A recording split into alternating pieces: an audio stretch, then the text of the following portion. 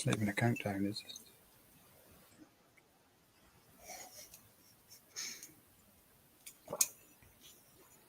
We are live. Oh, as professional as ever. I had no idea whether we were muted my God. or not, because normally it tells us we're muted. But hey, you probably heard I know, us I wasn't going to say anything. tittering away in the background there. Oh, dear. It's technical issues tonight. I can't believe it. We've got like proper like A-lister type like guest, and we're like, oh, we forgot to put them on the video. Oh, we've put on an accidental silent clip at the start. So prepared for this as well. Like you told me, we knew last week. We knew 2 weeks ago that Adam was coming on. I did the thumbnail and the video announcement on like Tuesday, and I'm like, oh, it's all good to go. 10 seconds before we go live, I'm like, shit. But despite that, we are here, we are live, and we are welcoming you all to yet another Blether, as Kat said, with an absolutely stonking guest. Somebody we've been kind of wanting to get on the Blether for a while, but he's just a really, really busy guy. I remember asking him when Russell was a guest, and we couldn't get our guest on, but thankfully the power of Kat, we've managed to get hold of him in a new role as well, which we can talk about as well. So good evening to everyone. Good evening, Kat. How are you? I am good, thank you. Today is the start of my annual leave again. Yay! So You kind of have annual work rather than annual leave. I know. Well, so it's that time of year when if you work in travel and tourism, you can't take holidays from Easter till the end of September. So then you're left with a whole pile of holidays to use up before you lose them all in January. So we're all just kind of like, we're all just ships passing the night just now. Like we all just kind of are trying to take as many days off as we can. So yeah. I'm technically on my holidays. You're down to the Kelpies today, right? No, I wasn't. I was at work today, but I was just doing a throwback. I'm so bad. I take so many photographs, and I think I'm going to put that on my Instagram, and then I don't. So I was just going through my phone, and I thought I want those ones up on the wall because it was a lovely little trip down to Falkirk. That was a couple of weeks ago with Paul. So and I've always wanted to see the Kelpies, so I popped that up on my Instagram today. I'm waiting for the comments to come start having a go at you about your lack of whiskey in the background again.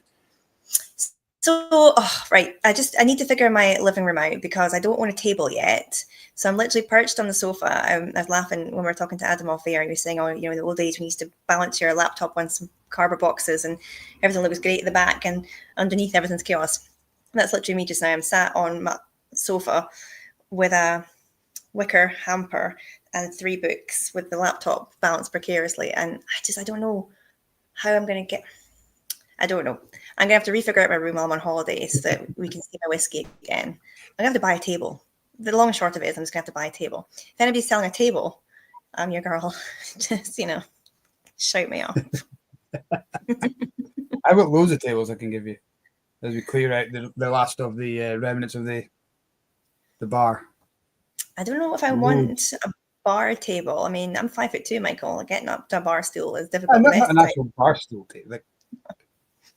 I just realised I got splintered in my name. Sorry, I'm just trying to pick it out. Sorry. Let's say hello to a few folk at home. We've got Highland Hamish. Good evening to you. He's saying greetings from Foggy Inverness. We've got Bowman, 1999. This is all the random YouTube names coming up. Dave Farquharson is on. Dutch Jeer is on. Good evening to you guys. I did see somebody was cracking open the Bruichladdich tonight. It's Bowman, and as is Ryan, both on the Laddie. We've got Dave Muir asking whether he's going to watch the Blether or head down to the bar. We both know the most sensible answer for that one, Dave. Stick and watch a Blether. Ham into that North British that you're enjoying from Finn Thompson, and stick around because it's going to be a belting chat tonight. And Sugar Kitty is here. Meow to you, and hello to Reb Mordecai, also watching. Well, before we get Adam on, I'm going to crack open the Druitt Dug. I'm going for something a little bit more on the sensible side, 45%. To start with, we'll get to the laddies later. But there is a link to why I'm opening a little brown dog to our guest. I'm going to let you guys figure that one out for yourself and see who comes up with an answer. How about you, Kat? What are you starting with tonight? I'm ashamed to admit I don't actually have any Bruichladdich. But I thought I'd go with Islay and just go on brand, to be honest. The most direct competitors, then. That's fine. Hashtag discount, So I've got the Bordeaux. I got it when I was over helping the guys get ready for the festival this summer. So yeah, it's fun. It's nice. I mean, in my opinion, Bemore should only ever go into bourbon casks. And I don't even care if the haters who love the 15 think I'm wrong. I'm not. But yeah, this is fun. So we'll give that one a go tonight. Awesome. Good stuff. Well, without further ado, we know what's in our glasses. Let's find out what is in Adam's and bring him on live. Hello. Good evening, Adam. How are you? Good evening. I'm grand. I'm just grand. I'm just thinking that it was quite interesting listening to you talk. I mean, Kat, a couple of things. I can send you a table if you give me some of your day's holiday. That'd be okay. I've used all my days. I've got none left. So that seems like a fair exchange.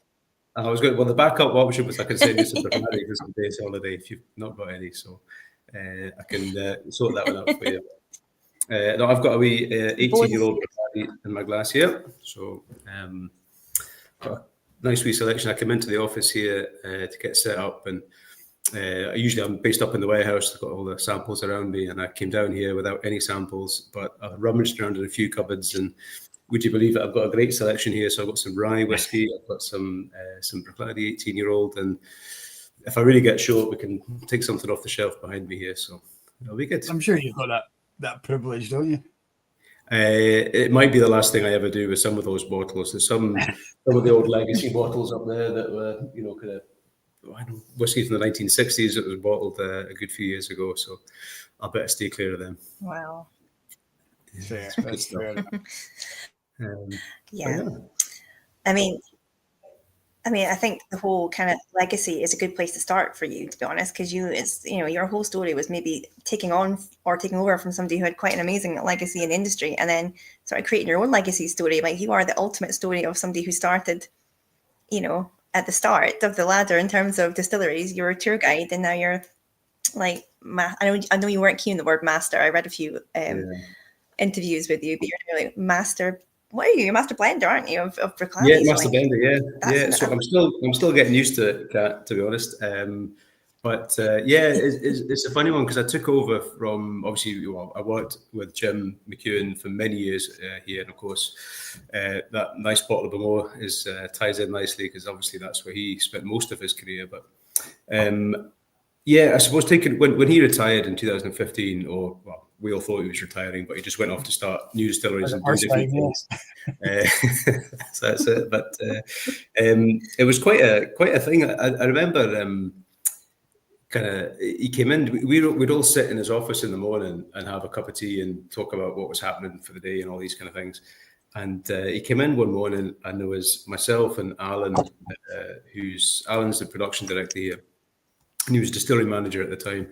He's a few years older than me. So he was a great example of someone to follow through the industry and what was happening at Bruichladdich, and just you work hard and you get opportunities, and we'd always have these things. And Jim was in his 70s, at this point, and he came in one morning. He says, "Boys, I'm going to retire."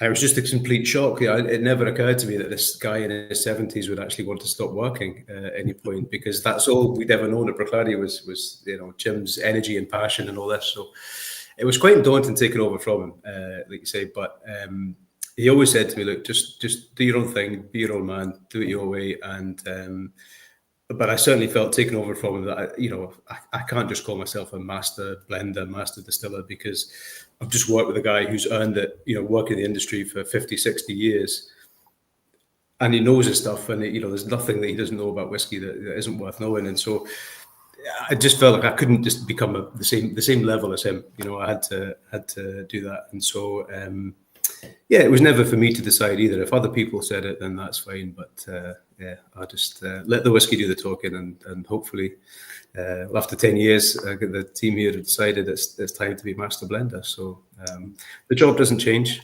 same responsibilities as it always was. But it's a nice thing to have, and I'm very proud of it. So it's been good.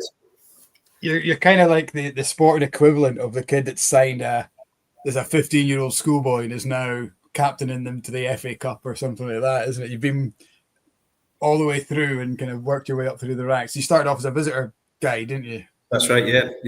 So I did. Yeah. So I was kind of born and raised in Islay, and I think unless your family are involved in actually making whiskey, you just kind of take it for granted. There's distilleries on every corner, So when I kind of been away to up to your neck of the woods. I was up at university in Aberdeen when I left school, and it's too cold for me, so I came back down to the sunny west coast, just looking for work. Got a job at the distillery, and what was great at the time actually was because we just kind of opened up.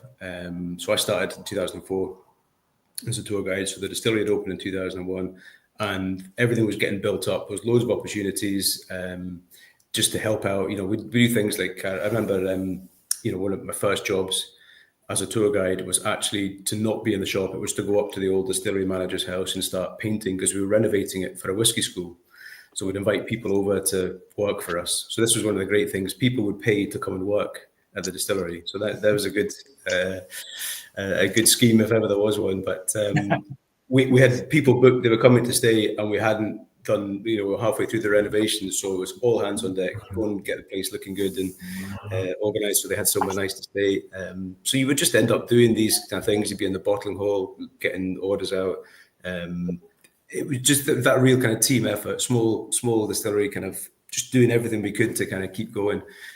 So I just got opportunities to help out in the warehouse. Or I remember Duncan McGilvery, the late Duncan, who was the distillery manager in the early days, he said to us one day that we're going to go to 3 shifts. We need to. We've obviously been messing around through the year, and got to October, we needed to make more whiskey to get to December. So we need a mashman. You up for it? Absolutely, I'll give that a go.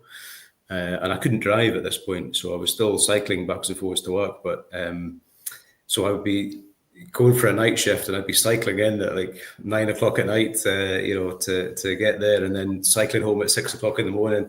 But it was just great to be learning and doing all these kind of things. So I think that's the thing that's always been great about Bruichladdich. There's always been opportunities for people who are going to get their head down and work hard and learn. And then I'm just one of those guys who's been lucky, I think, to be in the right place at the right time.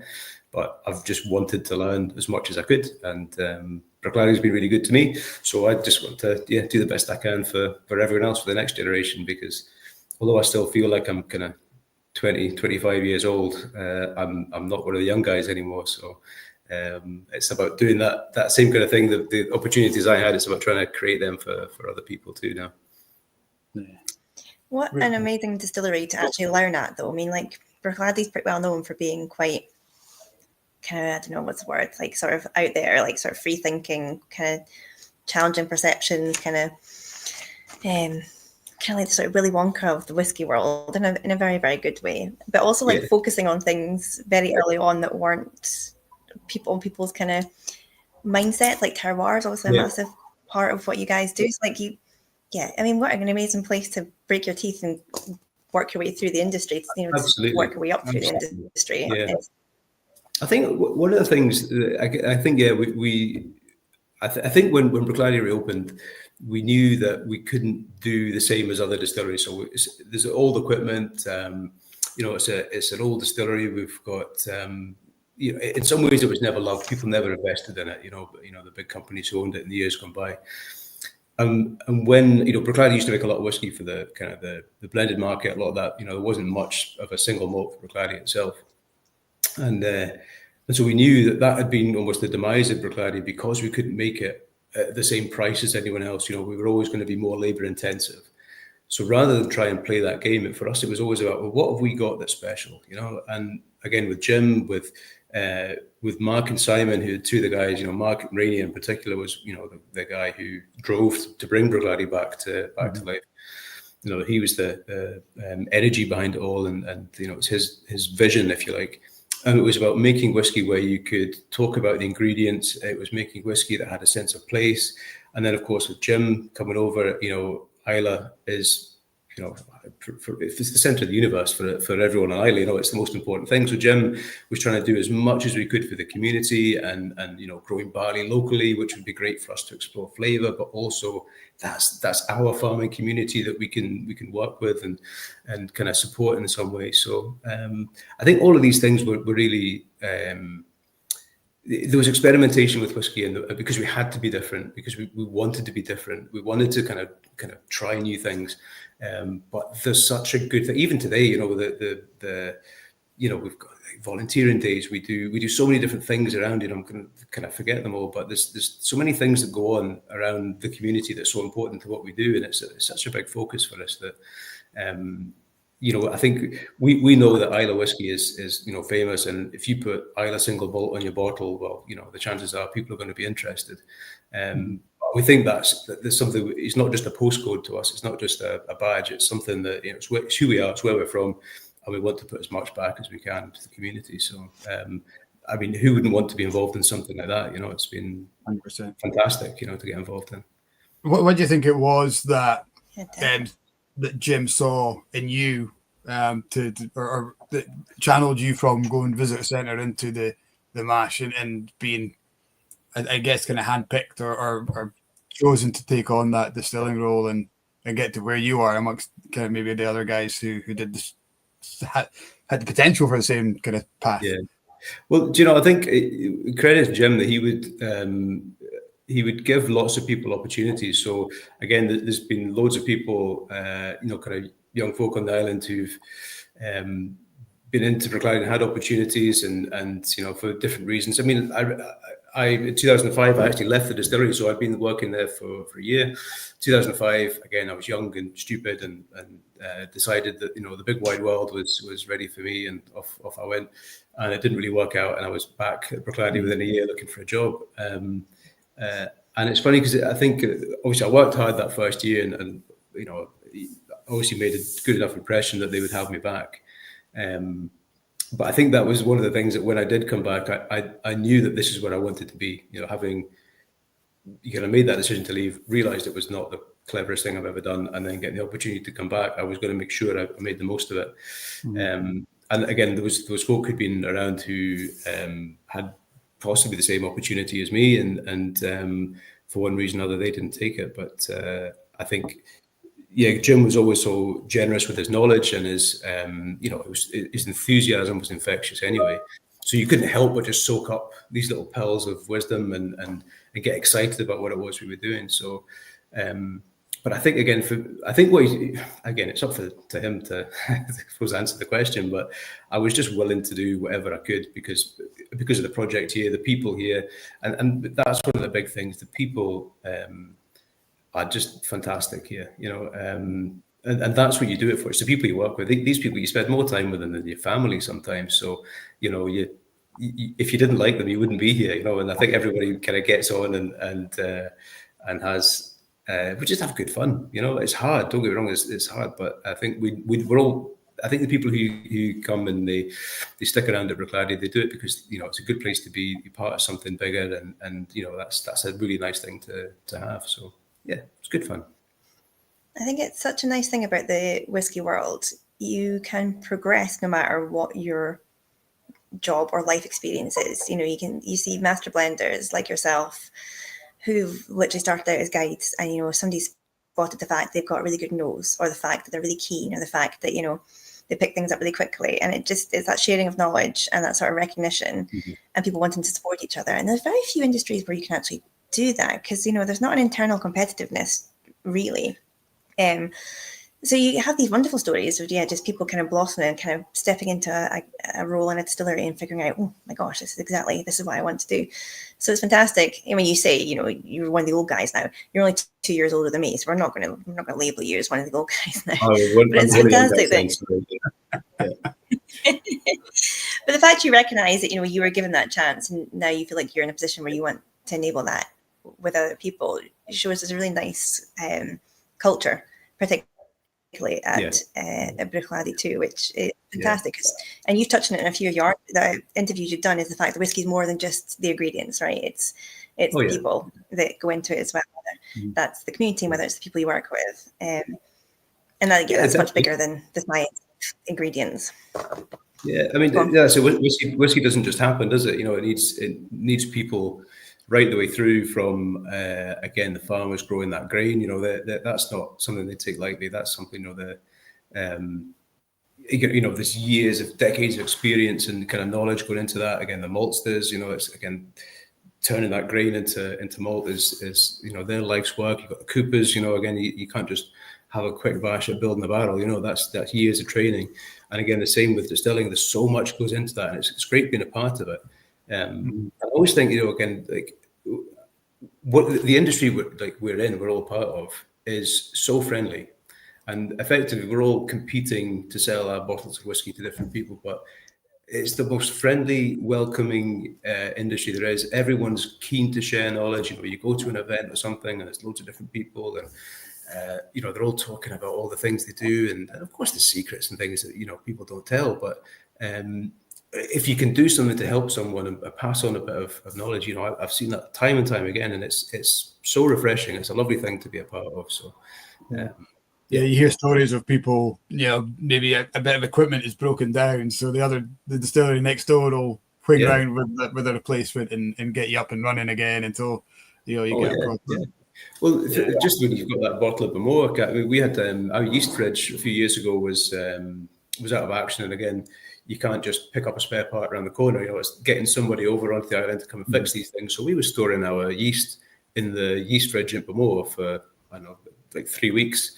And so, you know, the marshmen on their way to work would pick up the bags of yeast they needed, and then they would come. But that's a bit of an inconvenience for the guys at Bamork, that the Bruichladdich boys are in and out all the time getting yeast. But it was great, and it's the same thing. We'll do the same for other people. Every, you know, a few weeks ago we ran out of 2-inch bungs, and you know, that's it. Send a bag over from Ardbeg, and that was great. And then we send a bag back when they come in with a bottle of botanist, and you know, everyone's happy. You know, it's good. I think that's it. No one's sitting on the fence going, "I should have ordered more bungs, shouldn't you?" they're there to help. You know, that's good. Yeah.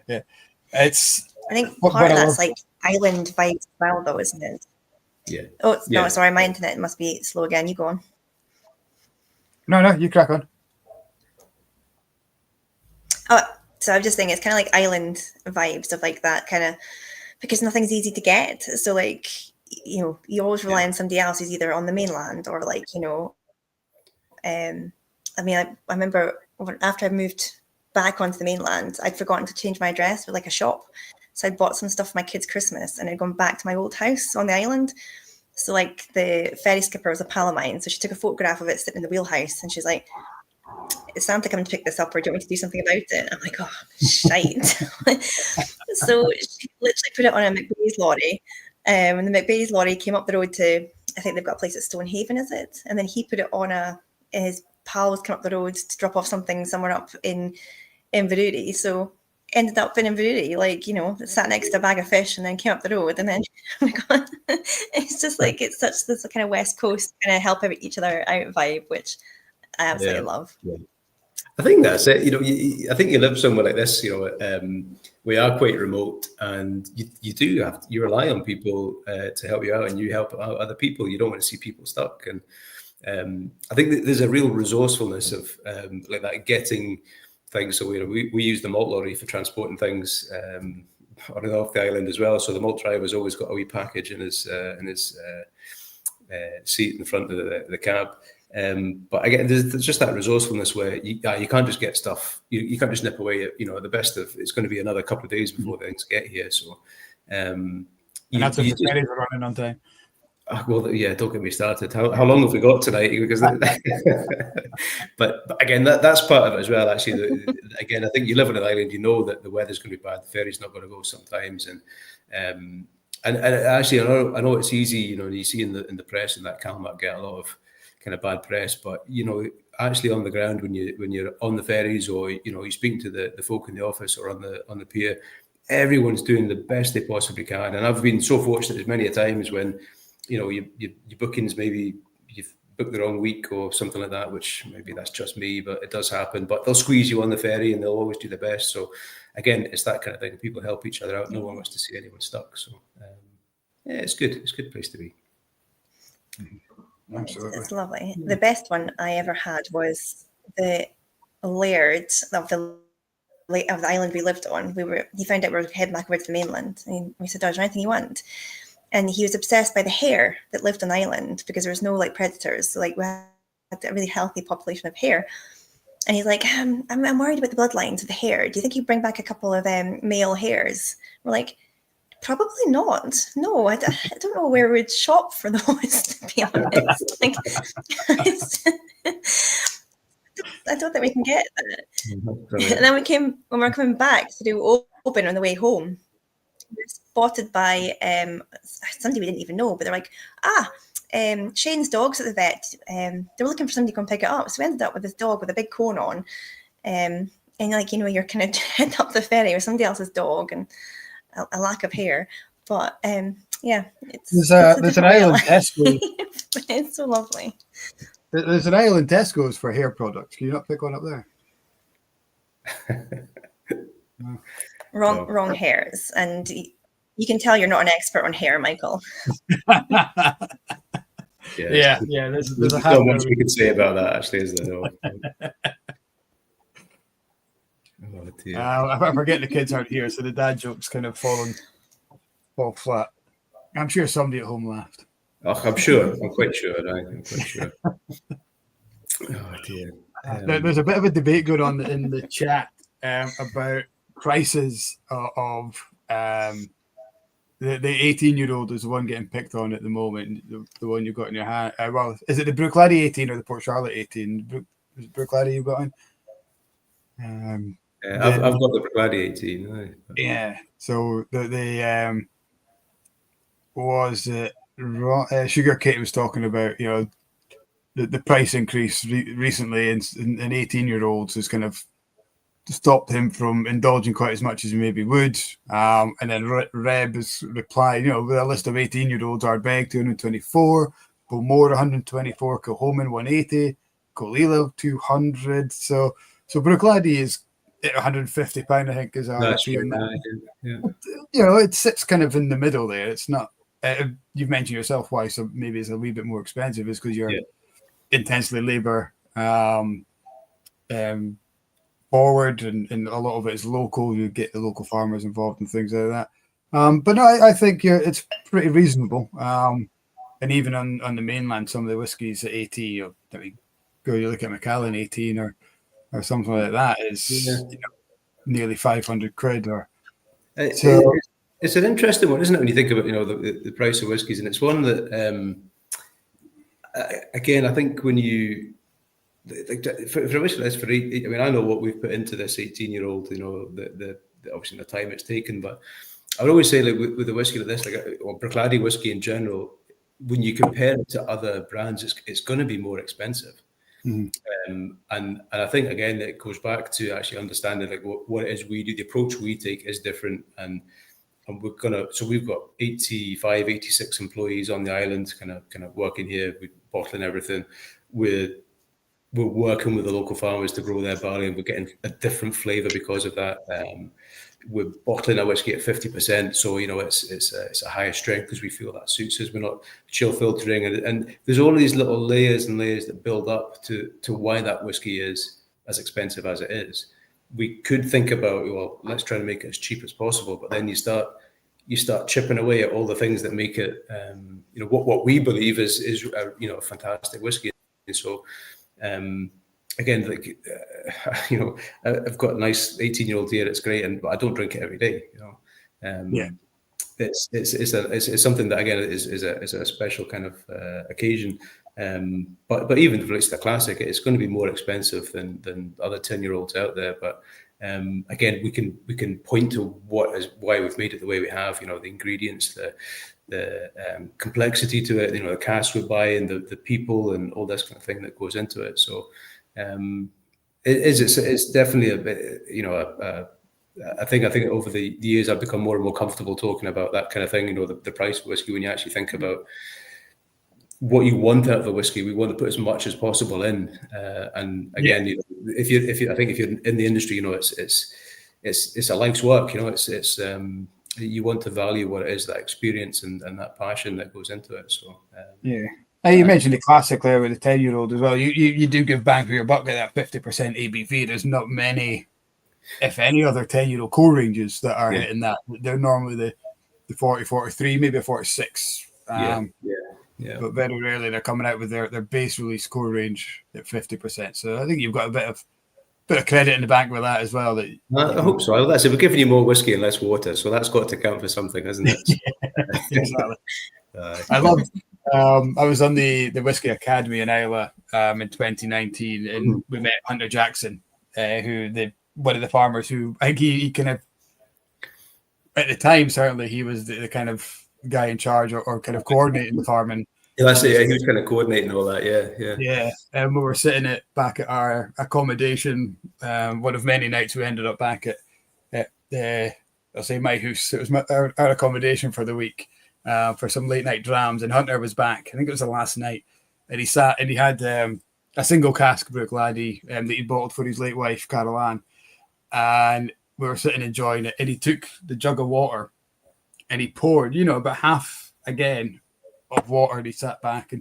And Paul McLaughlin, who was with us, who's been a guest on before, said, "So Hunter, why do you put that amount of water in? Is it are you looking for more flavors? Are you looking for a characteristic that you enjoy?" And Hunter just sat back in his seat and he went, "It just means there's more in the glass." And just carried on drinking. So it's not a flavor thing. It was just, and it was quite a cool. And it was such a cool experience sitting there with Hunter, knowing that his barley had grown. He'd grown the barley for that bottle, for that particular cask. Yeah. Such an amazing. I think that's one of the great things about it, isn't it? When you can kind of connect those things back up. So, like a guy who's actually, you're having a dram with a guy who's been growing the barley, since he's one of the kind of early kind of farmers we started working with, and again, like that, coordinating it all. And we were sitting, so Alan, again, production director Alan Logan, he was talking the other day about, so we were working with little beds maltings, obviously, for our grain, and we started a project with them a while back where we'd be taking single farm grains. We do it on Islay, but we're like working with single farms up around Inverness, all across Scotland actually. But there was a great story he was telling. He was up at the farm. He went up to visit this farmer, a guy who's up in the Black Isle. The guy was in his 80s, and his sons were working the farm as well. And he said, "I've been growing malting barley on this farm for decades." And he says, every time that truck comes and we load it up and we see the back of the truck disappearing down the road, and that's the last we ever hear of that grain. We know it's going into the maltings, but that's it. We don't know anything about it. And Alan had gone up with like whiskey we'd made from his farm that completely separate, and he stood there in the farmyard, poured in this wee sample of something that was maybe 1 or 2 years old. And he says, "That's the first time in all these years that I've been able to taste something that's been made with the barley that we grew." And really? just in that little moment, that it meant a huge amount to this guy who'd been growing barley all these years.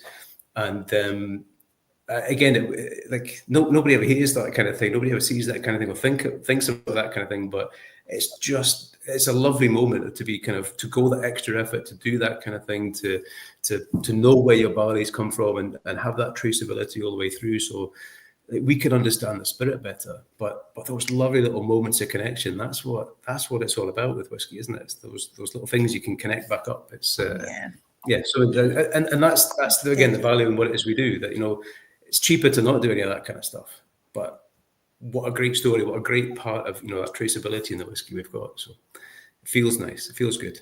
Yeah, it does. We took the so Glencairn's gone back to floor malting, which you'll be aware of, and the grain that we get for the floor malt comes from Aberdeen Grain, which is a farm-owned cooperative, just about 4 miles from the distillery.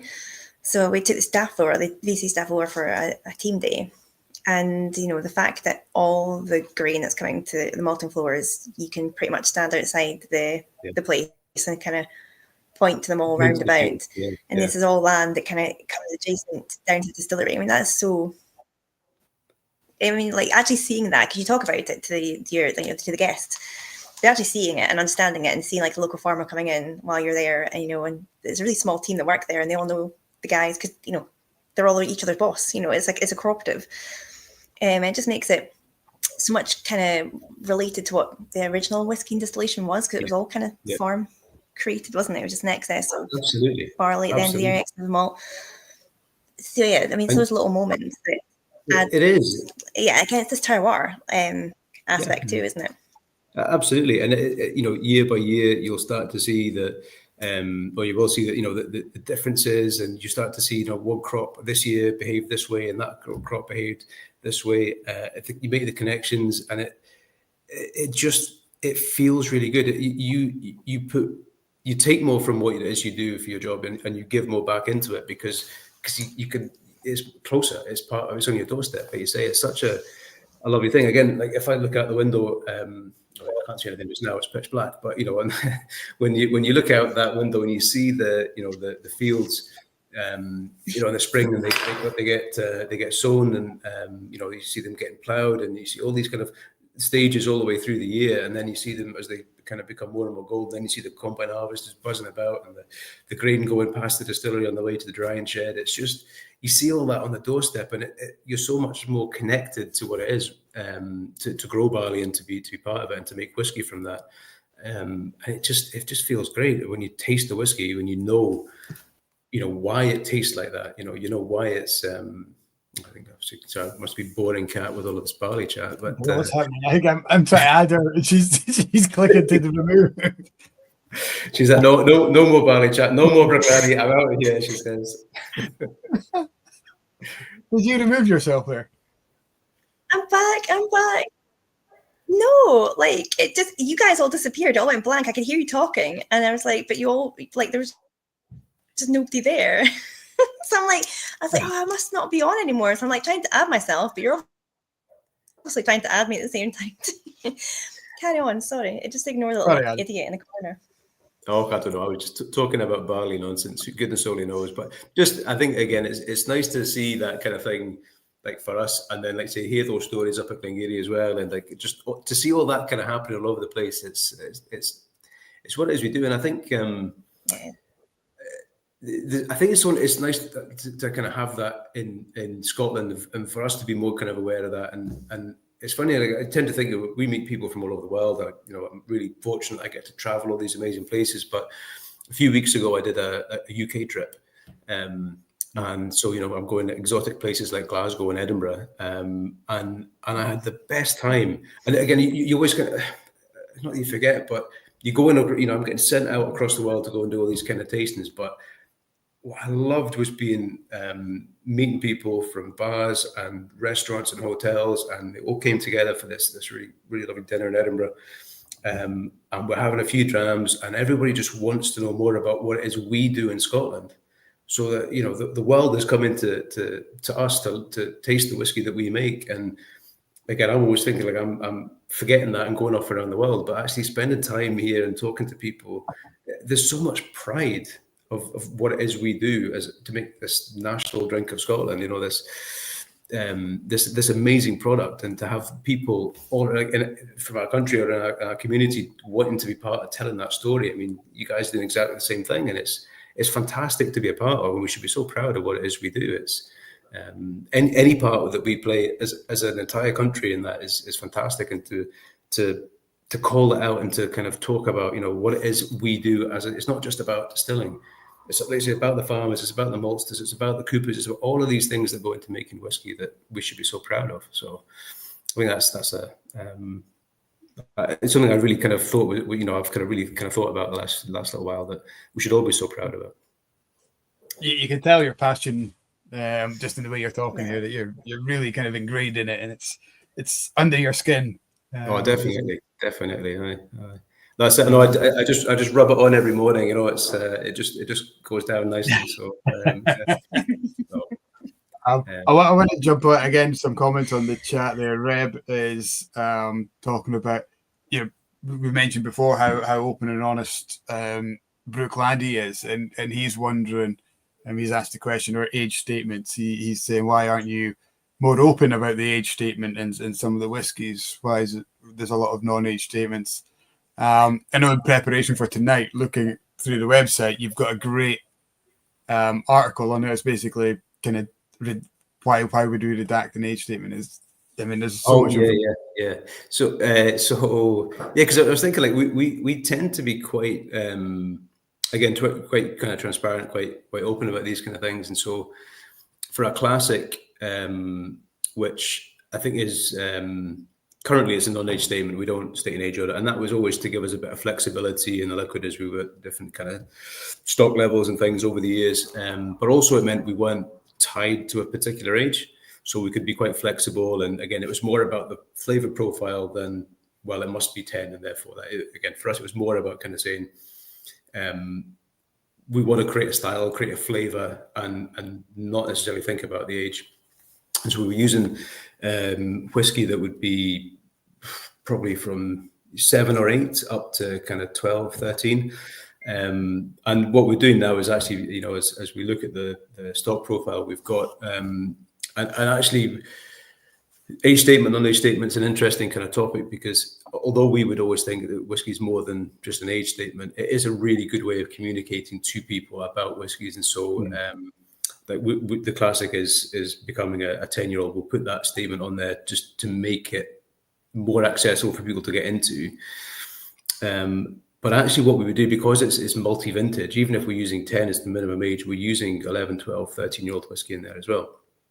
So we would want to tell that story, and we'd want to talk about the different barley varieties and how that classic is kind of assembled. So we're actually looking at the recipe today with looking at some of the samples for next year, and we've got kind of 19 different components, 19 different parts that make up the classic.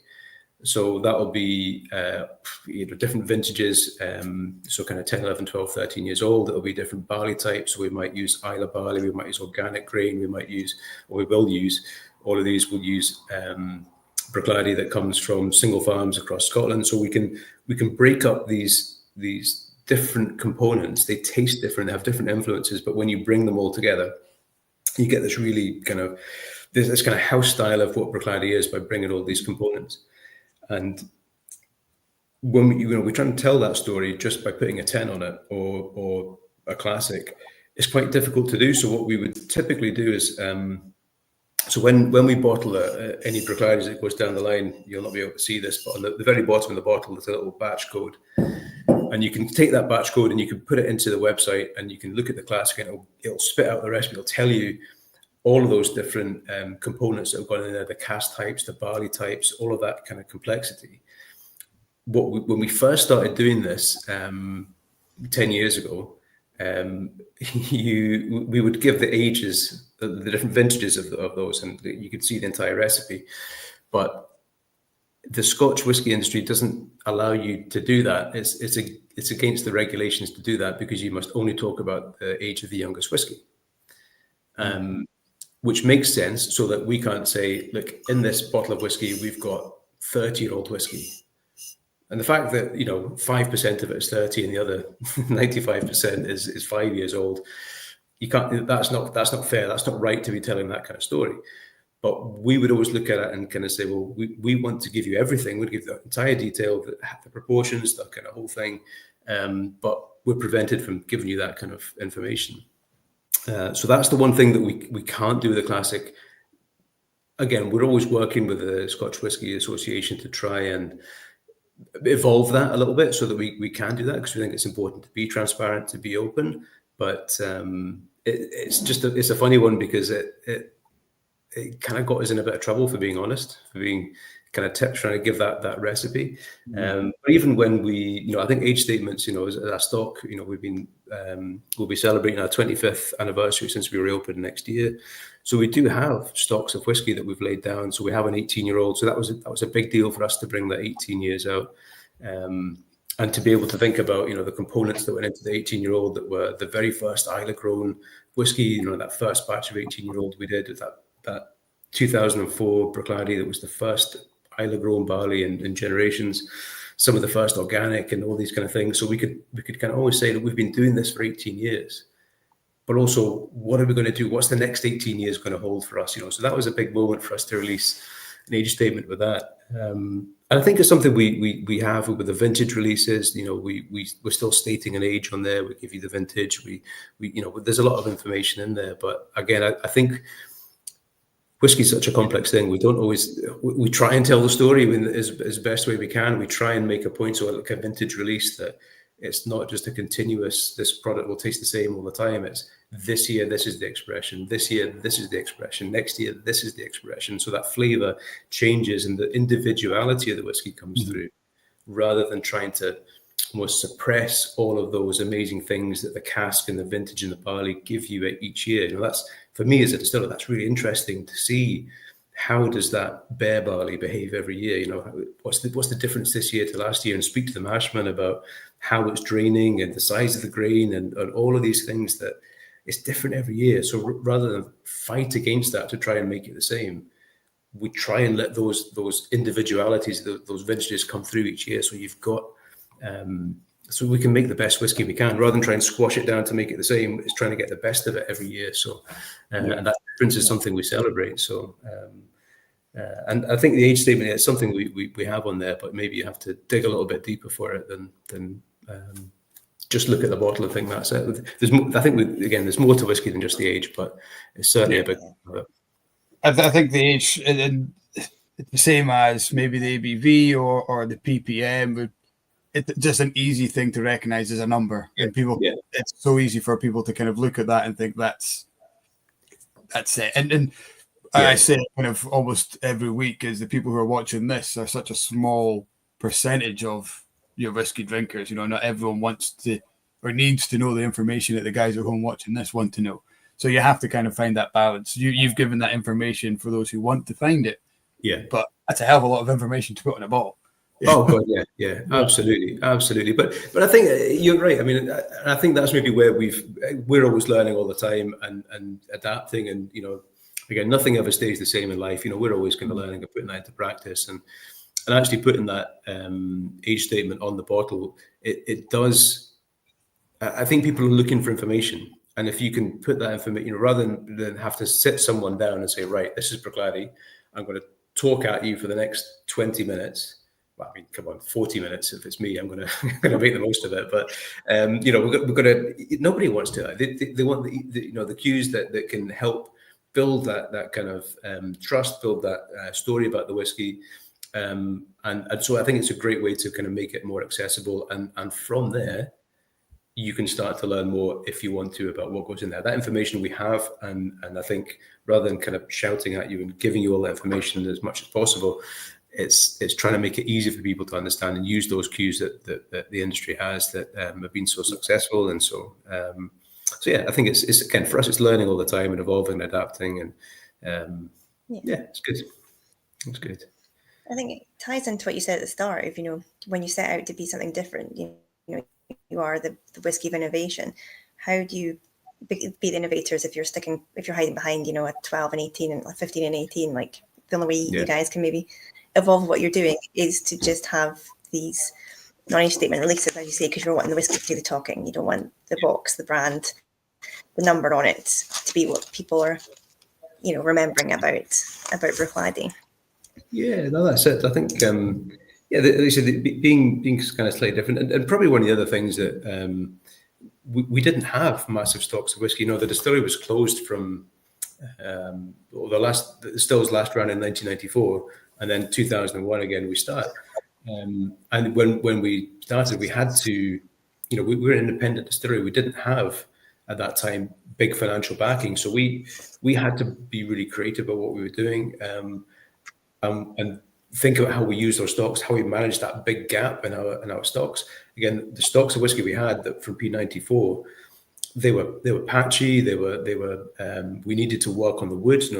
One of the great things about Bruichladdich is that the spirit that we bake today I always think like the freedom we have and the way we can make whiskey, and there's it's interesting because the way we make whiskey today, the way we run the stills and the mashing and everything is exactly the same way as it was back in the 90s and the 80s and the 70s. And when you read the old logbooks and you look at the times and the temperatures and how things are done, it's exactly the same. So the spirit's always been really, really good at Bruichladdich. And again, with the opportunity to do whatever we want, we haven't felt the need to change because we can't make it better. But the quality of the wood that was filled back then, as that whiskey was going into the blending market and kind of into third parties, all we had to do was improve the quality of the wood. And then, what Jim and Duncan and the guys would always talk about in the early days was, we are making single malt whiskey. We have nowhere to hide. We are not going into a blend. This is us. This is our livelihood. This is what we do. So we have to make the best spirit we can. And so when Jim starts thinking, with the Port Charlotte we made in 2001, we could bottle this at 5 years old, so that we can keep the distillery going, so we can actually sell some bottles to keep the wheels turning, keep the wages paid. But the spirit's good. We can't release it if it's not ready, and this spirit is great. And there's some, we still do it with Octomore. We still bottle Octomore as a 5-year-old whiskey because we believe we're making great spirit, and at 5 years, something that's so peaty, so strong, so iconic, it's got this lovely finesse to it. It's got this lovely texture, this lovely viscosity, and the quality of the spirit allows us to do something like that shouldn't work, but ultimately when you taste it, it's an amazing experience. So talking about things not changing and Port Charlotte and Octomore, because we've been a lot on the classic laddie and Bruichladdich. The production doesn't change, right? So I think I read an interview you did for each one of those expressions. You're not changing cut points. You're not changing fermentation times. It's the same spirit. It's just wearing different jackets, so to speak. That is a really nice way of putting it, actually. Yeah. That's a perfect way of putting it. So I think when we make Bruichladdich, just talk about that, the way we, the long fermentations, the slow distillation, all of these kind of things that we do give us a great spirit. So when we make Port Charlotte, although we've got more peat, or we've got some peat, of course, so it's heavily peated whiskey. If we were to start chasing those phenols and trying to make this really smoky, particularly with Octomore, we've got, like, we're talking of phenols of like the 100, 200, 300 ppm, so it's intensely peated malt. If we were to then chase them all the way through, and like in the still house when we're distilling, we're going to run a long foreshot, so kind of 35 minutes, and then we're going to cut kind of nice and high. We're not going to keep running too long into the tails, and typically you'll find that the phenols, the kind of big smoky kind of characters, are going to come through towards the end of that middle cut and into the tail. So if we run it a bit longer to chase after those phenols, all of a sudden we're getting those fainty notes starting to come through as well, and that's something that we've always had good quality of spirit. And so that's kind of, we always want to get that quality first, and then the phenols will fit in where they fit in. We'll take what we take from the still. So again, I don't know if you ever, I don't know, Mike, you've been around the distillery, but I don't know if you've ever been down, Cat, but our stills, our spirit stills, are very, very tall. The necks are very, very tall and very, very thin. And so we get this really light spirit.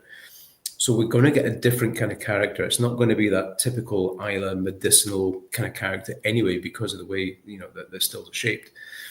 But if we distill slowly and we kind of accentuate that character, then you get this kind of elegance and this lightness, and the phenols.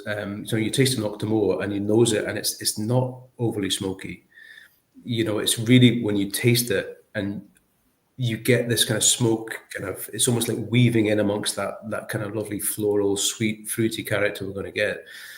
And then you get it on the finish. Then it's this lovely, gentle smoke that comes through in the finish. And for the next 2 or 3 days, that's all you can taste. But it's a bit different. And I think we could look to get more phenols through and make more of an impact of the smoke. But I think for us, it's about that what you expect of a smoky whiskey or a peaty whiskey, and what you what you actually get with Octomore, or you get with Port Charlotte, it is different. It's a dry, heathery, earthy peat smoke. It's not that medicinal kind of heavy style that you get, and I think that's what we look for. And so we know how to distill to get that quality of flavour, and that's really where we feel comfortable. And so we'll lose, and probably typical for most distilleries, but we lose about 2/3 of the phenols through the distillation.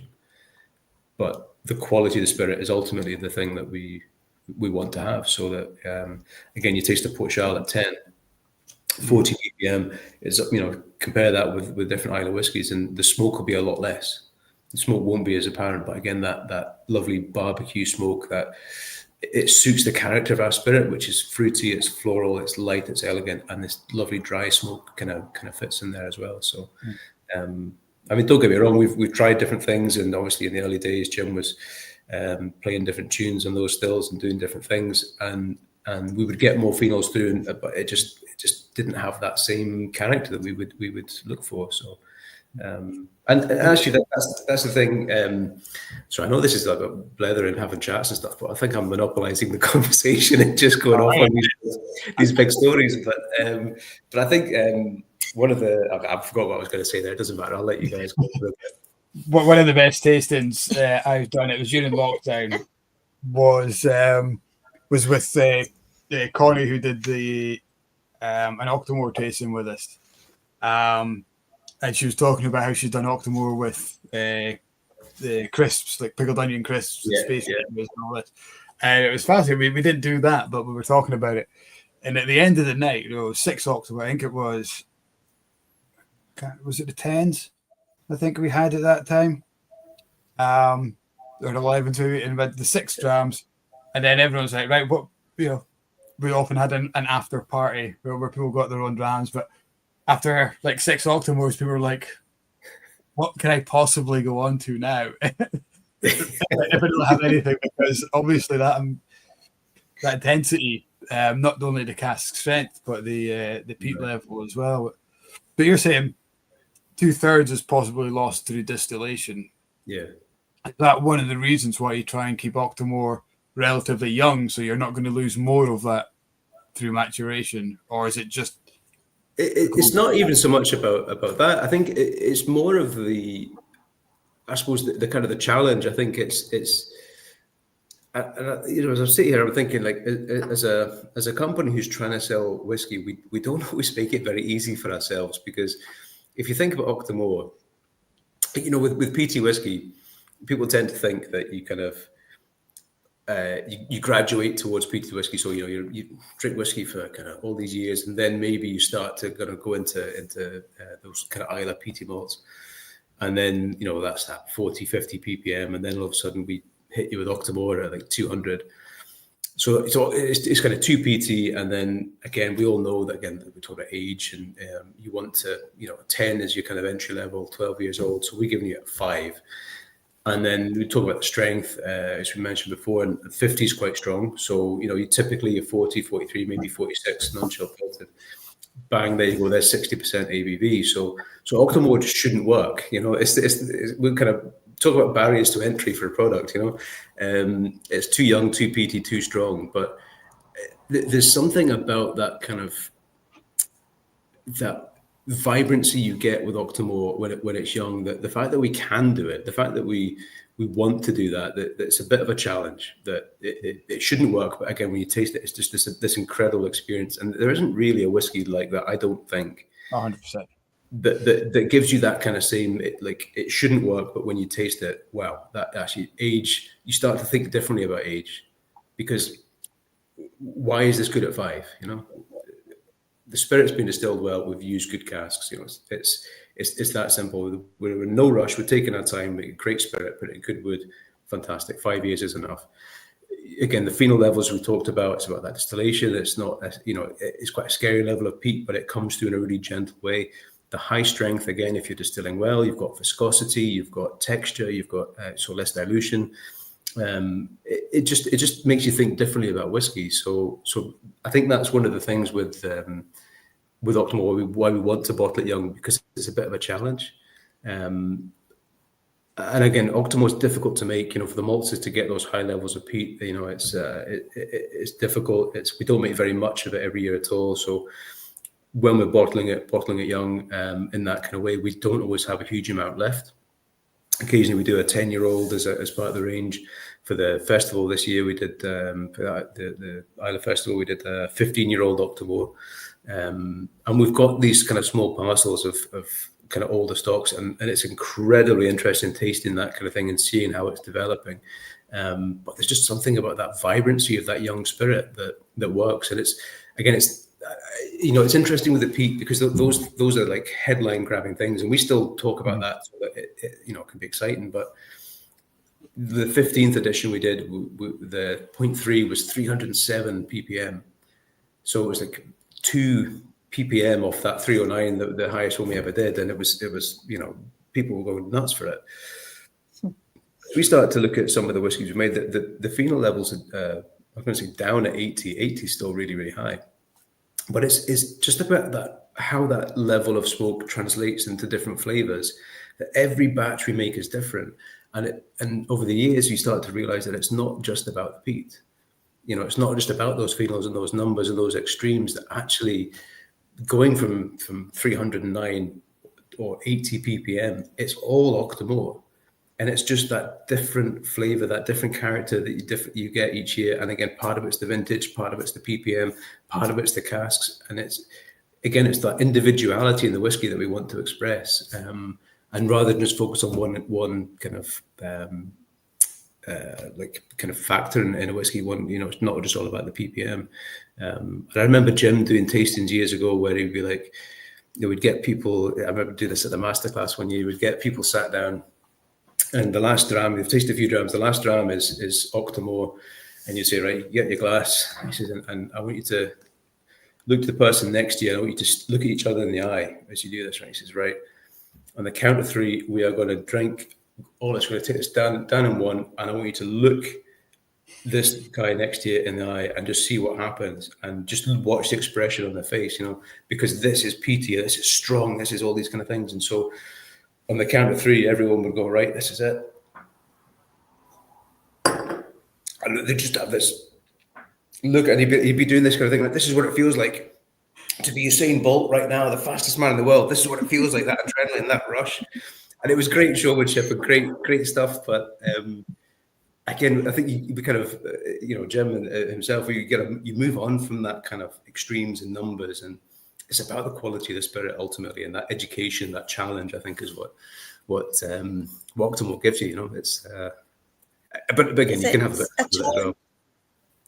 Is it a challenge for you, like nosing and tasting that, and like as in your profession as a master blender, like surely like you get nose blind to peat, or do you get nose blind to peat?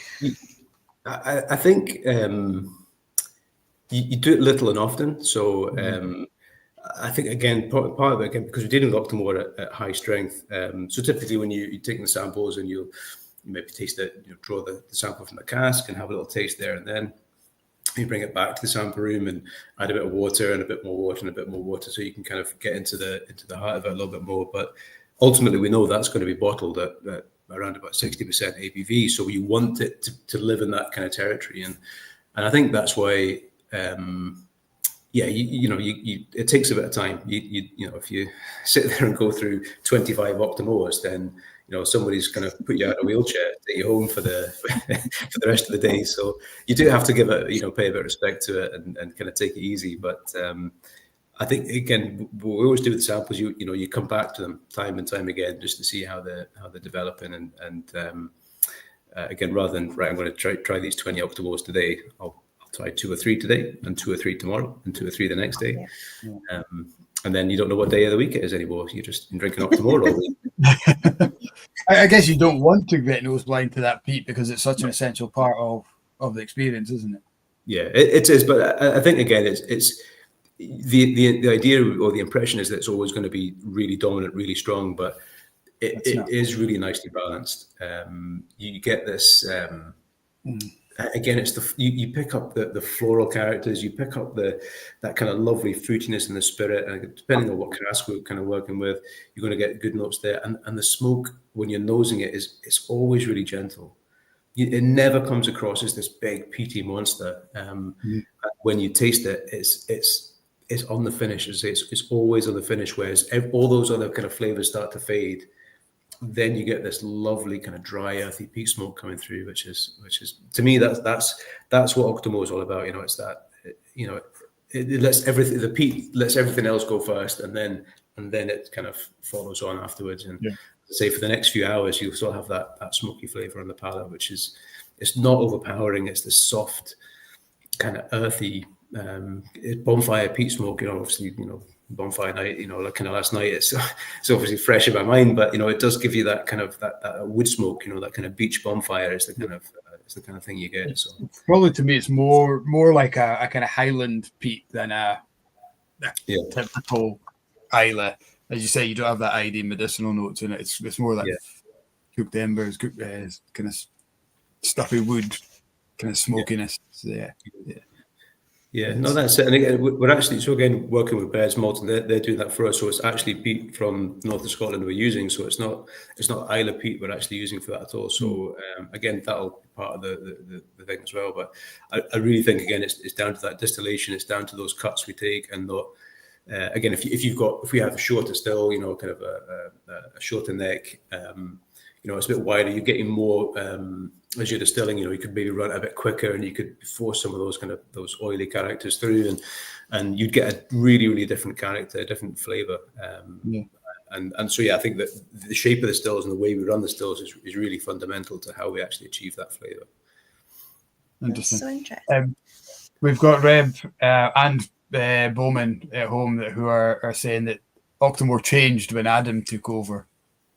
What change did you do, or is it just that you've maybe got a bit more experience with it? And I don't remember. What do they mean? I wasn't watching the questions. Well, he hasn't said better or worse. He's just said. Oh, that's all right then. That's okay. Well, do you know, I think Octomore's always been that kind of evolution. It's always been a work in progress, and it's still changing now. It's still different things, and I think it maybe goes back to what we were talking about before. Like the whiskey, just it's about people. It's about that approach, and it's not just about me. I'll be honest. Again, like it's. I mean, I love my job, and I love being the master blender. I love kind of the opportunity to help shape the spirit. But it's not just me. It's this kind of distillery ethos. It's all of the people who are involved in different parts, who you're talking to and having conversations with, and it's what we feel as a distillery, what our philosophy is, what do we stand for. It's not just about what I think. So again, with Octomore, as we're tasting that, of course, the distilling team, the warehouse team, myself, we're doing it in kind of real time. We're kind of producing that spirit, but how we think about it, how we talk about it is a huge part of what the distillery does. And we've got amazing people in the kind of the marketing team and who aren't just, it's not just about marketing, it's about how do we tell the story that everyone feels part of. I think that's one of the great things, we're lucky. I always think making whiskey is the easy bit, we get that kind of fun bit. But telling that message, talking about what it is we do, it's kind of somebody almost interpreting kind of what we do as a distilling team and how we talk about that and how we, kind of what the bottles look like and all these kind of things. That's just as much a part of it as everything else to kind of get. I mean, you look at that aqua color and it stands out, and that's, that's brave. The Octomore bottle itself, I mean, the people there behind me, they don't look like a normal whiskey bottle, and it's kind of brave, to kind of do that kind of thing. I think, I love it that things are always, again, evolving, things are always moving, and Octomore will change, Octomore will develop, as time goes on, and we might have different bottles and we might have different flavors and different ages and different things, but that's the way it should be, isn't it, with whiskey? It should always keep moving and evolving and kind of, as we learn and what it is, we think as people, that's how we shape that spirit.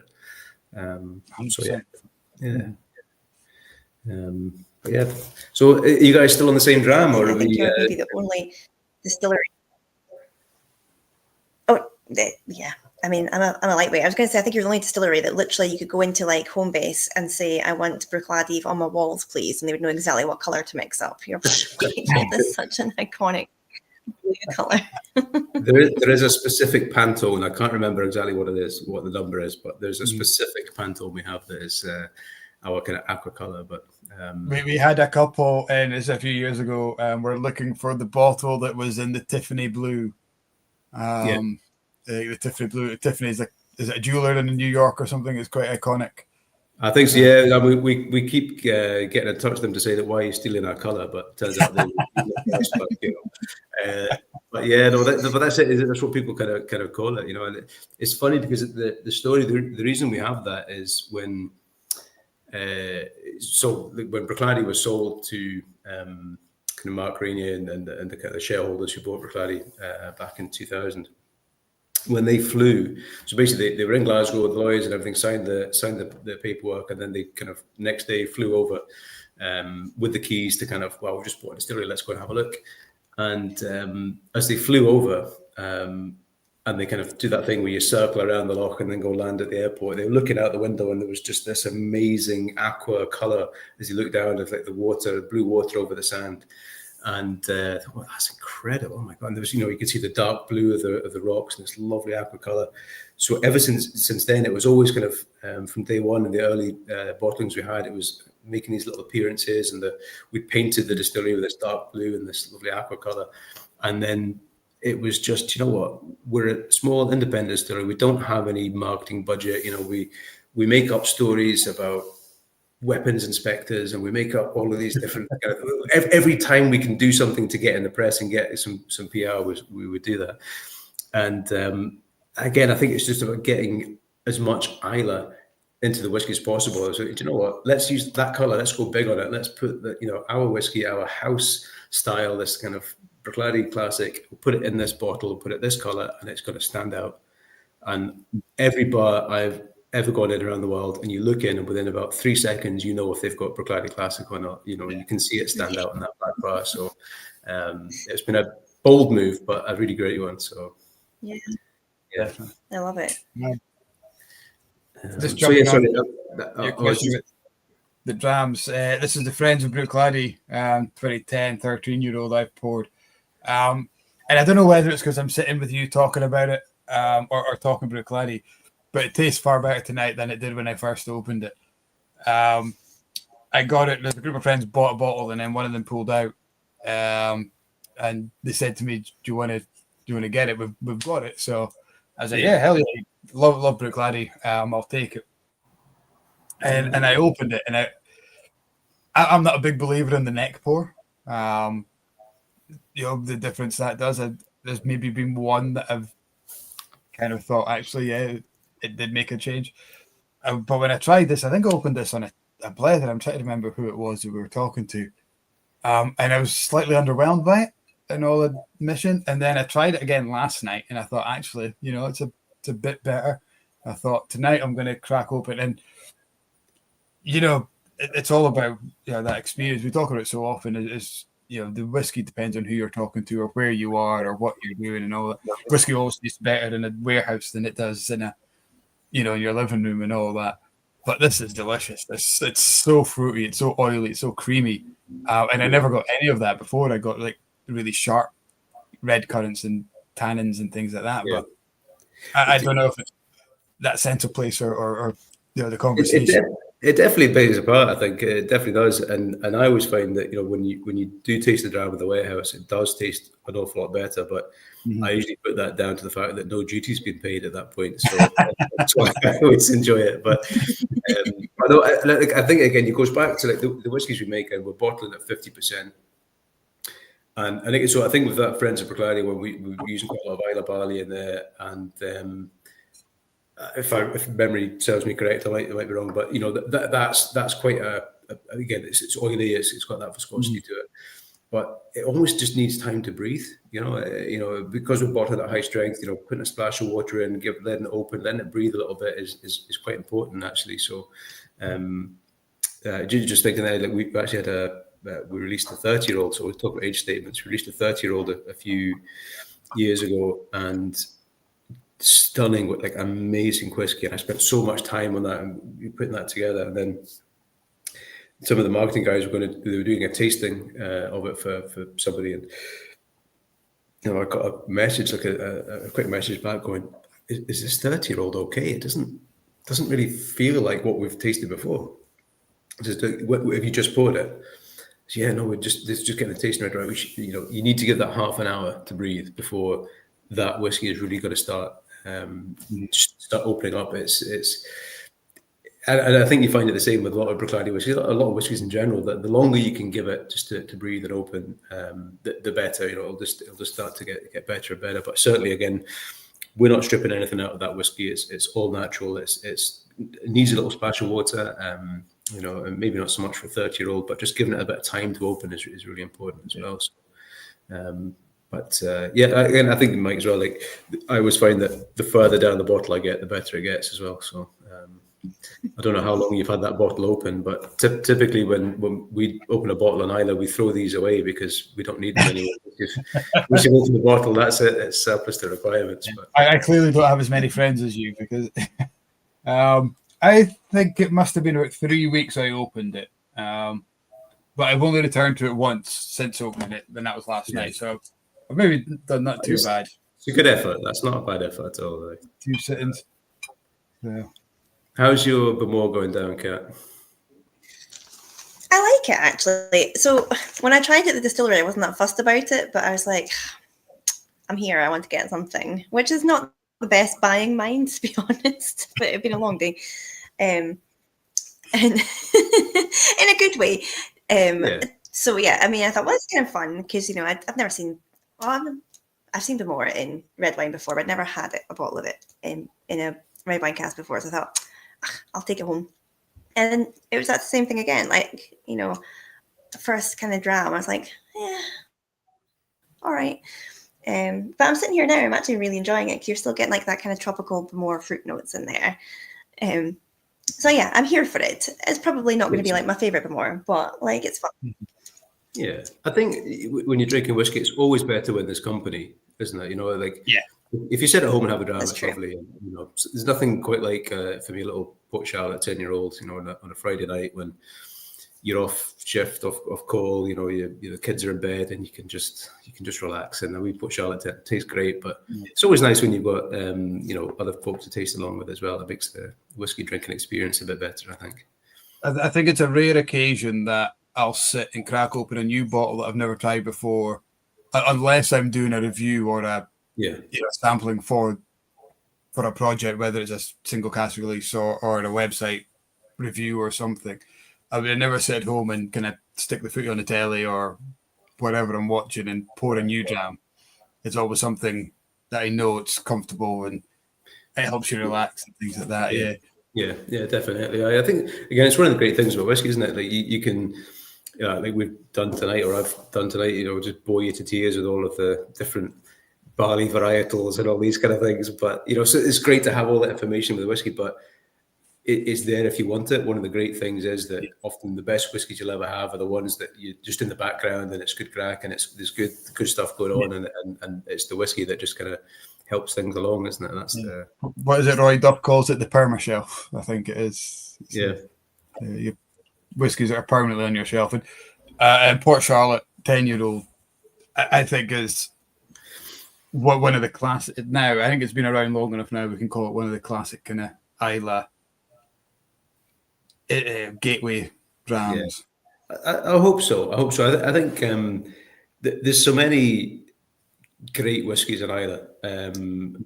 I mean, Islay whiskey again. I say it's for a tiny wee place, 3,000 people, and the reputation of the whiskey that we make goes around the world. It's incredible, and it's we play a part in that, of course, but it's your Bamors, your Lafroigs, your Lagavulins, your Ardbegs. It's all of those distilleries, all of that Islay single malt. It's incredible. And I think for us with Bruichladdich, making a peated whiskey, with Port Charlotte, obviously, many years ago, Bruichladdich would have been heavily peated, and around about the 1960s, I wasn't around then, but the distillery basically changed to unpeated, kind of around that time, so it's quite unusual. So to get back into that with Port Charlotte, getting back into that kind of thing, it's quite a big thing for us to kind of fit back into that kind of Islay kind of reputation rather than being one of the outliers. And yeah, I mean, it's a nice thing. I think Bruichladdich has always been really well received. It's different. It's not got that classic Islay style, but it's clean and it's fruity. It's got that lovely kind of smoke to it. It's maybe a bit more subtle, but I think it's maybe not going to get that kind of cult status that a lot of those kind of Islay whiskies, those big famous ones do. But I think it's really accessible. I think it's a really it's not a love it or hate it dram. It's it gets you kind of into that peat thing without being too dominant. So, but I'm glad to hear it's going down well up in Inverurie anyway. That's good. You guys have got plenty of whiskies up on the doorstep up there as well. So nice to see a bit of Islay going up there. We've got one or two good ones up here as well. Yeah. I am going to throw Reb to the wolves here, because it was about an hour into the chat that he said he would rather have one Bruichladdich organic than 4 Bowmores. I ignored it. Good on you. That's what I like to hear. Right? And there's me saying, well, together, but there's always a bit of healthy rivalry. So he didn't say which Bowmores, to be fair. But, that's true. I mean, yeah. But Bowmore, my wife drinks whiskey, and Bowmore is her go-to. The 12-year-old's her favourite. And I tried so hard to get her into whiskey, and I was, looking at things that I thought she would like. She's got a little bit of a sweet tooth. Her favourite drink when we met was blackcurrant sours and lemonade. So I was trying all these really sweet, fruity drams and all that, and she just wasn't having it. So I was like, out of ideas. He goes, well, try this. Here's some from Islay. You probably won't like it. And she tried it. She was like, no, that's good.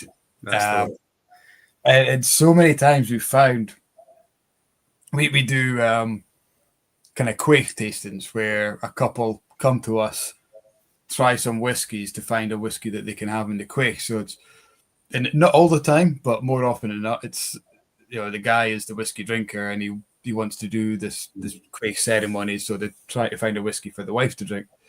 And of the 6 that we've done, 7 that we've done, like 4 of them has been an Islay whiskey that they've gone for. They've gone for that peaty, because it's just there's something about it that attracts that female palate into this. Wow, this is really. And the other one, Cat, was a Glengarry 17 Renaissance. So I have to plug you on that one. So yeah, there is that, and I think there's this perception that it's a man's, big, heavy, peaty, smoky. Women won't like it. It's too intense for them, but it's actually the opposite. They love it. Right. Yeah. It's a funny thing, and I think it's so refreshing. Again, over the last kind of 20 years or so, I've been working in whiskey. That it always used to be, someone would come in and a couple would come in and the guy would be wanting to try different whiskies, and the wife would go, I'm driving. That's it.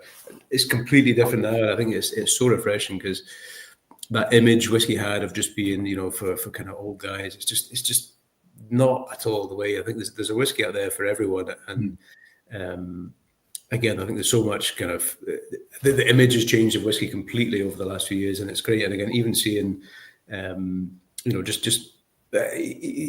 when we advertise jobs, like say a chef job, you would never.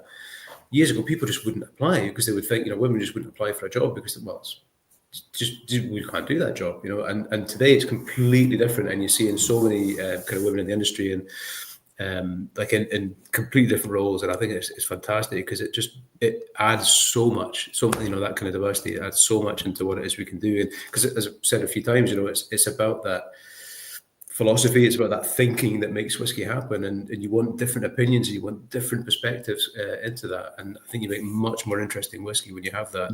It makes it much more accessible. So it's good. It's good.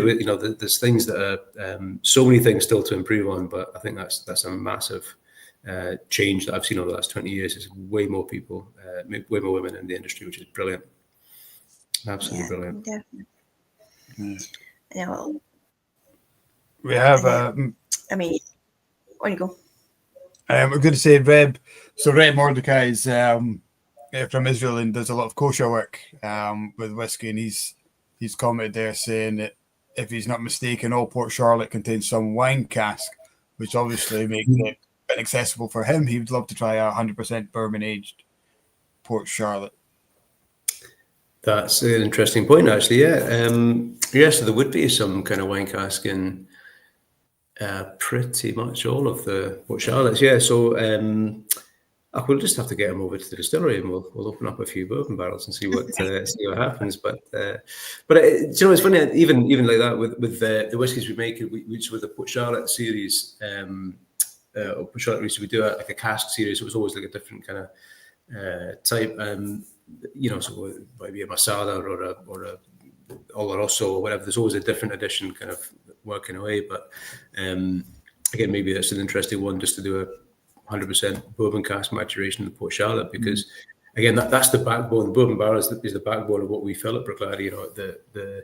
Again, that lightness of the spirit works so well in the American oak. That lovely sweet caramel kind of custard vanilla. It just works so nicely alongside Bruichladdich that maybe that's something that we're thinking of, all these exotic casks and all these different types of things, but actually, maybe the bourbon barrel's the way to go. And actually, I did that for the Whiskey Festival at the Masterclass a couple of years ago. Was every dram, the first we did a Bruichladdich Port Charlotte in October, and the first one was always was in bourbon, and it was just to showcase that kind of quality, because again, it's often just goes unsung in the industry. Everyone's always looking at the different cask types and things, but American oak works so nicely for so many whiskies across the country. It's often just kind of an afterthought, but it's the workhorse of the industry, really, isn't it? Yeah, 100%. Yeah, definitely. Yeah, I think we've got and through indie bottlers. I think the Jim McEwen collection dram full release. I think there's at least two of those are full bourbon single cask. Yeah. And I'm quite sure that the Little Brown Dog release that we had from a couple of years ago, the 2004, was a bourbon cask. It might be a refill sherry, but I'm pretty sure it was an LBD, a full bourbon. Yeah, there'll be quite a few. I think again with the single cask we do, that bourbon cask will tend to come through quite a bit. So again, we don't do many single casks, but and they tend to go off around the world as well. But there's usually a few kicking about the UK as well. But I'll make a note of that, because I'm finalising the list for next year's single cask. So I'll add a few more bourbon barrels into it, and hopefully that'll help out. Yeah, 100%. There you go. Looking after you there, Reb. Do you have a favourite child, Adam? That we're talking whiskies here. Yeah. I'm pretty sure my kids are still up. I don't know if they're watching, but they know. I mean, you can. If they're called Port Charlotte, Octomore, and Landy as well, then that's the one. I don't think I do. I mean, again, there's so many things in the range that are great, and as well, I had the 18-year-old there, and I also had a wee bottle. I don't know if you noticed, I was pulling corks out. We were chatting around, pouring ourselves a dram, but you can see the Laddie Rye. Was what I found, and I found that so Roisin works in a kind of packaging kind of department and kind of product development team. So I was reading her secret cupboard for this, and I found this Laddie Rye in there. So we just released that for the US. Obviously a rye whiskey we made, and it's like nothing else we've made before. It's absolutely incredible, and it's basically so it's like made with rye grain that we grew on Islay back in 2017. And the idea was, we're growing lots of barley on the island, that we would maybe want to add a bit more rotational crop in. But again, being on the island, any other crop you grow, taking that into the market in Scotland is going to be the most expensive, whatever it is, because you've got that ferry journey, you've got that transport, those logistics, you've got harsher conditions here for growing, so you tend to get a kind of smaller crop as well. But one of the guys that we work with, the farmers, Andrew Jones, he's been growing rye for us for a few years, and it's just incredible, like the spiciness and the kind of the influence we get there is just lovely. So having just released it, again, I've got a bottle of that on the go at home as well, which is just absolutely lovely, just like nothing else I've ever tasted before. So maybe because it's new and it's exciting, and it's this kind of it's different to what we always do. And again, obviously Bruichladdich been around since 1881, and we're talking about making whiskey the same way that we did back in the 90s and the 80s and 70s. But when we started making the rye, it's just a completely different process, completely different flavors, really, really exciting to get into. So as a whiskey maker, it's really exciting to kind of make and try something different. But then to taste that flavor is just fantastic. So I'll need to, if you've not got a bottle of any Bruichladdich, maybe that's one we can send up north for you to have a wee taste of. Yeah, definitely pop on somebody's journey over to the mainland with a box of hares Stick and on the some malt Christmas on it, decorations on the table. Yeah, that's at the table. Exactly. But I will need some of your days off though. Just go round to Bowmore and pick up a couple of bottles and just say, "Oh, Cat said to you." Thing. That's the one. But yeah, I mean, again, what about you guys? Have you got like a favorite dram at the moment, or a go-to dram that you always have? Or I do like Glendronach. I like Glencadam. I do try and have kind of an array of choice so that I can just go and depend on the mood. And you know what like it is. You're lucky. We're lucky in the lucky position where we get quite a lot of access to a lot of whiskies, and the biggest compliment I can pay to any bottle is if I go and buy a second one, then it's really hit the spot. So yeah, I think that's it. There's so many great bottles out there, so much choice, and there's so many new things all the time. So I think you're right. If you go back for a second bottle of it, then that's a good dram, isn't it? Yeah. What one of? Do you know what one I always have open is saying Annock 12. Oh, sorry, carry on. You're already We're all going clashing over each other now. Surely this. Annock 12 is what I always have open, but I've just spotted who's on the chat, and we've got Mr. Michael Barford who's just dropped in, who should be working on night shift. Get back to work, Michael. But he's on his tea break. Yeah, nice for you to join us. He's on his fly. They're always on a tea break, honestly. Yeah, he's always at a tea break, absolutely. In fact, I thought he was still on his tea break a while ago. It turns out he actually left Islay and off he went when he was working here. He just never came back from his tea break. He just disappeared. So Michael obviously kind of works for you, Kat, doesn't he?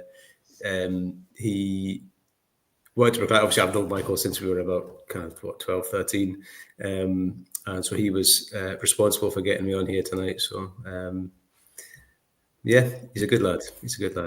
Obviously, he's such a good laugh as well, and he's always willing to chat unless it's in front of people. I think it's he's one of these minds that I would love to see more out there. His knowledge is phenomenal, especially on the production side of things. And he knows his stuff, but again, all I would say is just be careful what you wish for. But no, I think you should get him on. I think you should get him on, and I'll sit at home and watch, and you get him on here. Michael has agreed to come on the chat. Actually, we just have never got a date, and he keeps breeding. So he's just producing little Michaels constantly. We'll do anything to get out of the blether. I'm sorry. The lengths people go to. I know. So we'll definitely get him on, because I literally know where he lives. So we will get him on, and he has just passed his diploma. So congratulations to Michael. So worked very hard to get that. But we're giving far too much airtime to Mr. Michael Barford. We've got the legend that is Adam Hannett on the chat. Move over, Michael. We'll talk more about Michael. I'll tell you some of the stories from when we were at school, will I? Oh, please do. Yes. No, I couldn't do that. I couldn't do that. We'll keep that for his meeting. Like I said, just with his, passing his exams there, he's now more qualified than I am. So I think you've got to have him on the blether. Yeah, I know. That's it's it. amazing. So does that mean he's done such a great job, and he can put an application to be a master maker of whiskey now if he's more qualified than you. Oh, absolutely, yeah. Well, I mean, I just happened to be in the wrong place at the wrong time, and here I am, you know, all this years later. So he's far more qualified than I am. So, You've worked through the school of life, though, haven't you? but yes, there's that old chestnut, isn't there? Yeah, yeah. And as I say, I think, you know, I was lucky that I was working, you know, guys like Jim and Duncan, and you know, even working with. So we've got a stillman, one of the guys on the stills, Budgie. And we call him Budgie, or his nickname is Budgie, because once he gets started talking, he just keeps twittering on and on and on. And even if there's no one listening, he still keeps talking. So he's a bit of a local character, Budgie. But he's been working here since 1989. And like working alongside him, he trained me up on the still. So I worked, you know, he told me what to do. And when he said that, right, okay, you're fine, you can do it. And great, I was qualified kind of that way, rather than kind of doing a you know, a course or a degree or anything like that. But so I suppose it's just soaking up that information, that knowledge, and the guys. So again, there's loads of people who again just kind of go under the radar. You know, Duncan McGilvery, who's the distillery manager here. He started work at Bruichladdich in like 1974. And every time the distillery was closed or anything like that, you know, obviously the guys will lose their jobs. It'll all be kind of away, and then every time it would open up, they would come back and start working, because there was something about this place that got under everyone's skin, and they wanted to keep, you know, making whiskey at Bruichladdich. And Duncan used to joke that he'd had more comebacks than Frank Sinatra. You know, every time he would come back to the distillery and just keep going again. But to working with guys like that who had this knowledge of the place and the machinery and the equipment and the whiskey that was maturing, and there was a guy called John Rennie. Again, he passed away a few years ago back in 2005. And John, he started working at Bruichladdich in 1964 or 66 maybe. And again, so, you know, he was the head warehouseman. He was a cooper to trade as well. So again, he knew his barrels, he knew what was going. So anything that he said, you knew it wasn't just flippant. He had this knowledge of Bruichladdich, you know, intimately. You know, he'd been working there all that time. So I was lucky just to pick up that kind of information from these guys, and you know, I think the timing was great for kind of that kind of thing. You know, when Bruichladdich opened up and these guys came back, and you knew they weren't going to be there forever, and so they knew that, and they were trying to pass on as much as they could to the next generation. So I think that generation, they're owed so much respect and admiration, because they weren't doing it for marketing, they weren't doing it for the money, they weren't doing it for the you know, you get some people who maybe I'm being a bit flippant here, but there's people in the industry now who love the pizzazz of a brand ambassador, or you know, they love being up there telling the story and making it a market and showman kind of thing. But these guys like Duncan and Johnny you mentioned, it was a graft to them. It was a trade, like my dad being a joiner. This was what their trade was. There was no fame or whatever in there, but yet they still put that much passion into it. So proud of the product. Yeah, I think it's just incredible. Some of the stories these guys could tell was, oh my god, yeah. And some of the stories, some of them are even true. Some of the stories they would tell. But I think you're right. There was definitely there was a lot more pride in a job well done. There was pride in the job. Just doing a job, knowing that you'd done your best was enough. And I think it was. I think today, you know, it's different times. You know, there's again, social media, everything's, you know, kind of open all the time, and everything's kind of I'm trying to kind of say, but it's just different now to how it was then. People need a bit more kind of reassurance, or they need a bit more yes, you've done a good job, whereas actually just knowing that the casks are all bung up, they're all lined up nicely, the warehouse is looking good, it's nice and tidy, you know, that again, everything is in good order. Just knowing that you've done a good job, made good spirit, you know, you've done all that kind of stuff. That was just what they did, and it's those kind of things that we want to keep going, and you know, and we still see in lots of ways at Bruichladdich, which is great, and I'm sure it's all around the place as well. You know, lots of different stuff. Everyone's taking pride in it. It kind of reminds me of Ardmore. Ardmore is like a new pin. Honestly, it is as neat as, you know, the first day it was opened, and nobody sees inside that. There's no particular reason. They're not doing it for showmanship. They're not doing it because the people are coming through every half an hour. They're doing it because they love the site and they want it to look the right good. thing to do. It hasn't got a social media presence. Nobody really knows. Yeah, exactly. It's just because it's part of their daily duties and they take pride. It's the same in Glengarry, but the public does go through there, so it's important that also it's tidy too. But yeah, it's just that kind of pride in their work. Michael saying, John, maybe you could tell you were any cask. Say again, Mike. I was going to say sometimes I think that Ardmore is actually cleaner than Glengarry. You're saying that in front of two people that work at Glengarry. You're taking a chance there, mister. I think I'm going to leave the meeting now. Leave the chat. Let you get on with it. Oh dear. I think you were just picking up on Michael's comment there. John Rennie could tell you where any cask was from his wee notebook. Yeah. That was it. And it was just that kind of knowledge of things. That it was. So again, like in every warehouse, there's a location for every cask, and there's a record of all that. But again, he would have his little book, and he would know what it all was. And I guess the what makes it even more remarkable as well, on top of all that, is like I just thought of this when you mentioned Ardmore. There is back in the 60s, 70s, Bruichladdich wasn't single malt; it was probably being churned out for going into blends. So they weren't even getting the recognition of a Bruichladdich single malt. It was just the fact that they were making. And Ardmore is kind of in that same position where they just make really good whiskey for going into a blend, but that pride is still there. It's honestly. So I'll talk about that quite a lot. The fact that Bruichladdich was going into blends, so that the stock that that's been like stuff in the kind of early 90s that we would maybe use in Black Art, or some of the kind of most iconic Bruichladdich whiskies, that it wasn't made to be recognized in that way. It was just going into blends, and it was stock that we would buy back from different companies where the distillery reopened, and yet it was just a job well done. The spirit was great, and yes, we had to work on the wood, but there's only so much the wood can do for you. If you haven't got a good spirit, then you've got nothing, and that was just the thing with Bruichladdich. And there was again the old distillery manager who retired in '94 when the distillery closed down, a guy called Ian Allen. So one of the other Stillman, a guy, Neil McTaggart, who retired in 2010.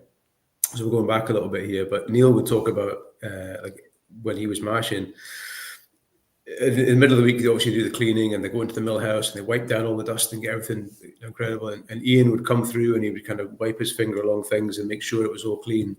And it had to be just done, otherwise he'd get you back in, right, get all this tidied up.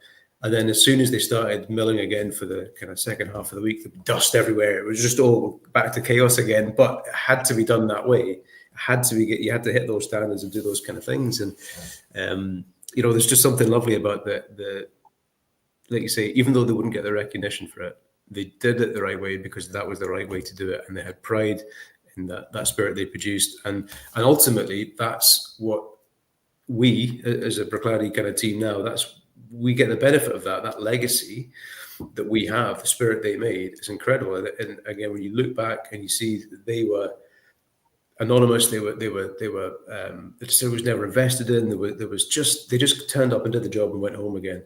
And today we've got all this amazing focus, all of this kind of, film crews and stuff in today, doing stuff, all of this love and attention of what it is we do.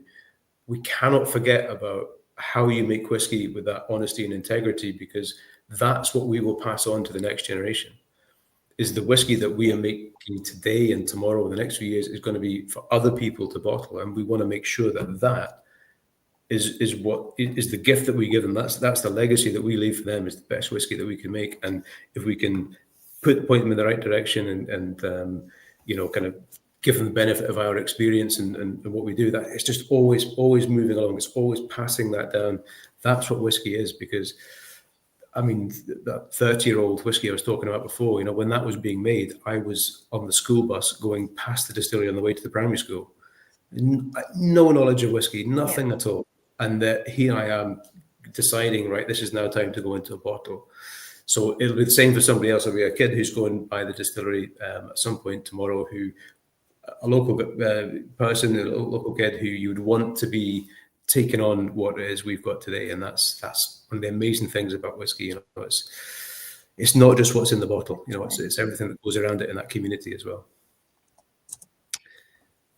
I always say that to people on my tastings and tours, that whiskey is literally a bottled moments of time. Because some of these casks, and you've mentioned some of these amazing people that came before you that are not with us anymore. A lot of the barrels in your warehouse are kind of memories of what they did and their skill captured in these casks and then bottled. I mean, that's so magical. Like, where else can you have that? Absolutely. It's that little time capsule, isn't it? That little kind of moment in time that somebody else will open later on and think back. And it's, it's funny even just thinking along that. We've 25 years will be our kind of celebrations next year, 25 years of, and the place has changed so much since then. And like we've got digging out all of these old photos and all of these things out the archives, and there's just some incredible things that you get. And even that's just 25 years. And, it's just incredible to think about, what we've done and what the future is going to hold, how things are going to change, how things are going to move on. So you're right. It's those little time capsules, those little moments in time that you capture, and someone else gets to open and experience later on. It's lovely stuff. I think that it is. I think the future of Bruichladdich is definitely safe in your hands, because I've never heard, other than potentially me fangirling over Glengarry, I don't think I've ever heard somebody talk with so much enthusiasm about their job and what they do, and also people around about them and appreciating what they do. You talk very, very well. It's so lovely to hear your passion for the distillery and for the island as well. It's yeah. I think very. It's really kind of you to say, Kath. Thank you. It's I do. I love what it is we do. I love what it is that we stand for as a company, and what it is we offer the world. And it's I always think nobody needs single malt whiskey, but I think as you get into it, it's a really lovely thing to have and to be a part of, and it's something we can offer the world. That's just a really special kind of thing. It's the culture. It's who we are. It's where we're from. But I actually love what it is we do. And as I said before, it's such a friendly industry, and there's people who are still in the chat, still with us, listen to kind of me talk nonsense about what it is we do. But I think, it's just, I love it. I absolutely love it. And I'm so grateful for the opportunity I've had to work here. And I want to kind of pass that on. And, sometimes, when you are young, when you're a kid and you kind of grow up, you know what you want to be. And my sister, one of my sisters, Charlotte, she's incredible artist. She makes jewelry, but she always knew from a young kid that she wanted to be an artist. She wanted to do that. So she didn't think about, I've never known what I wanted to do, and I grew up. And so, again, I went off up to your neck of the woods, went to study in Aberdeen, and just wasn't for me. And I came back, and you're thinking, right, what next? What am I going to do? And I got into this distillery, and it was just one of those things. It was on my doorstep all the time, and I never knew. What was it that you came up to Aberdeen to study? Marine biology, of all things. Okay. So in my head, as an 18-year-old, I was thinking, well, within a few years, I'll be sitting on a yacht on the Great Barrier Reef, looking at all the amazing things down there. It turns out that was not going to be the case, and. So I mean, it's funny. I really enjoyed the city, but it just wasn't. I love that you came up to Aberdeen to do that. Yeah. Well, I think it doesn't Oban have one of the best marine biology labs. Some fantastic. Oban's just too close to home. It was, for me, that big adventure of going to the east coast of Scotland. It was very exciting. But I had something similar, Adam. We when I was 10 years old, Jurassic Park came out, and when that came out, I decided there and then I wanted to be a paleontologist. Yeah. And I thought, right, that's what I'm going to do. My school subjects about it. I read every book I could find on dinosaurs. And then my mum had a friend who was a lecturer at university, and said, "Oh, we've got a paleontologist coming to do a lecture on all this cool stuff. And if you're really interested, go and have a listen." So I was like, yeah, great, this is going to be amazing. Went along, and I was bored shitless. And at that point, I was just like, yeah, maybe not.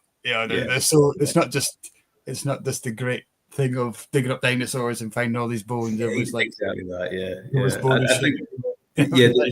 You realize there's so much kind of boring stuff in the background. And you have to work hard to learn shit. It's like, absolutely. Yeah.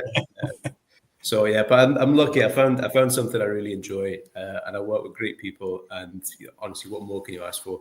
It's tough. Don't get me wrong. There's many challenges, but again, that's how you learn. It's how you grow. You're up against these kind of things, and life would be boring if it was just easy and the same all the time. So that's the last thing. What would you say is the hardest aspect of doing what you do? Because everyone looking at what you do think, oh, it must be great working with whiskey all day. You meet great people, you travel, it must be amazing. But as you say, it's hard work. What would you say is the hardest aspect of it?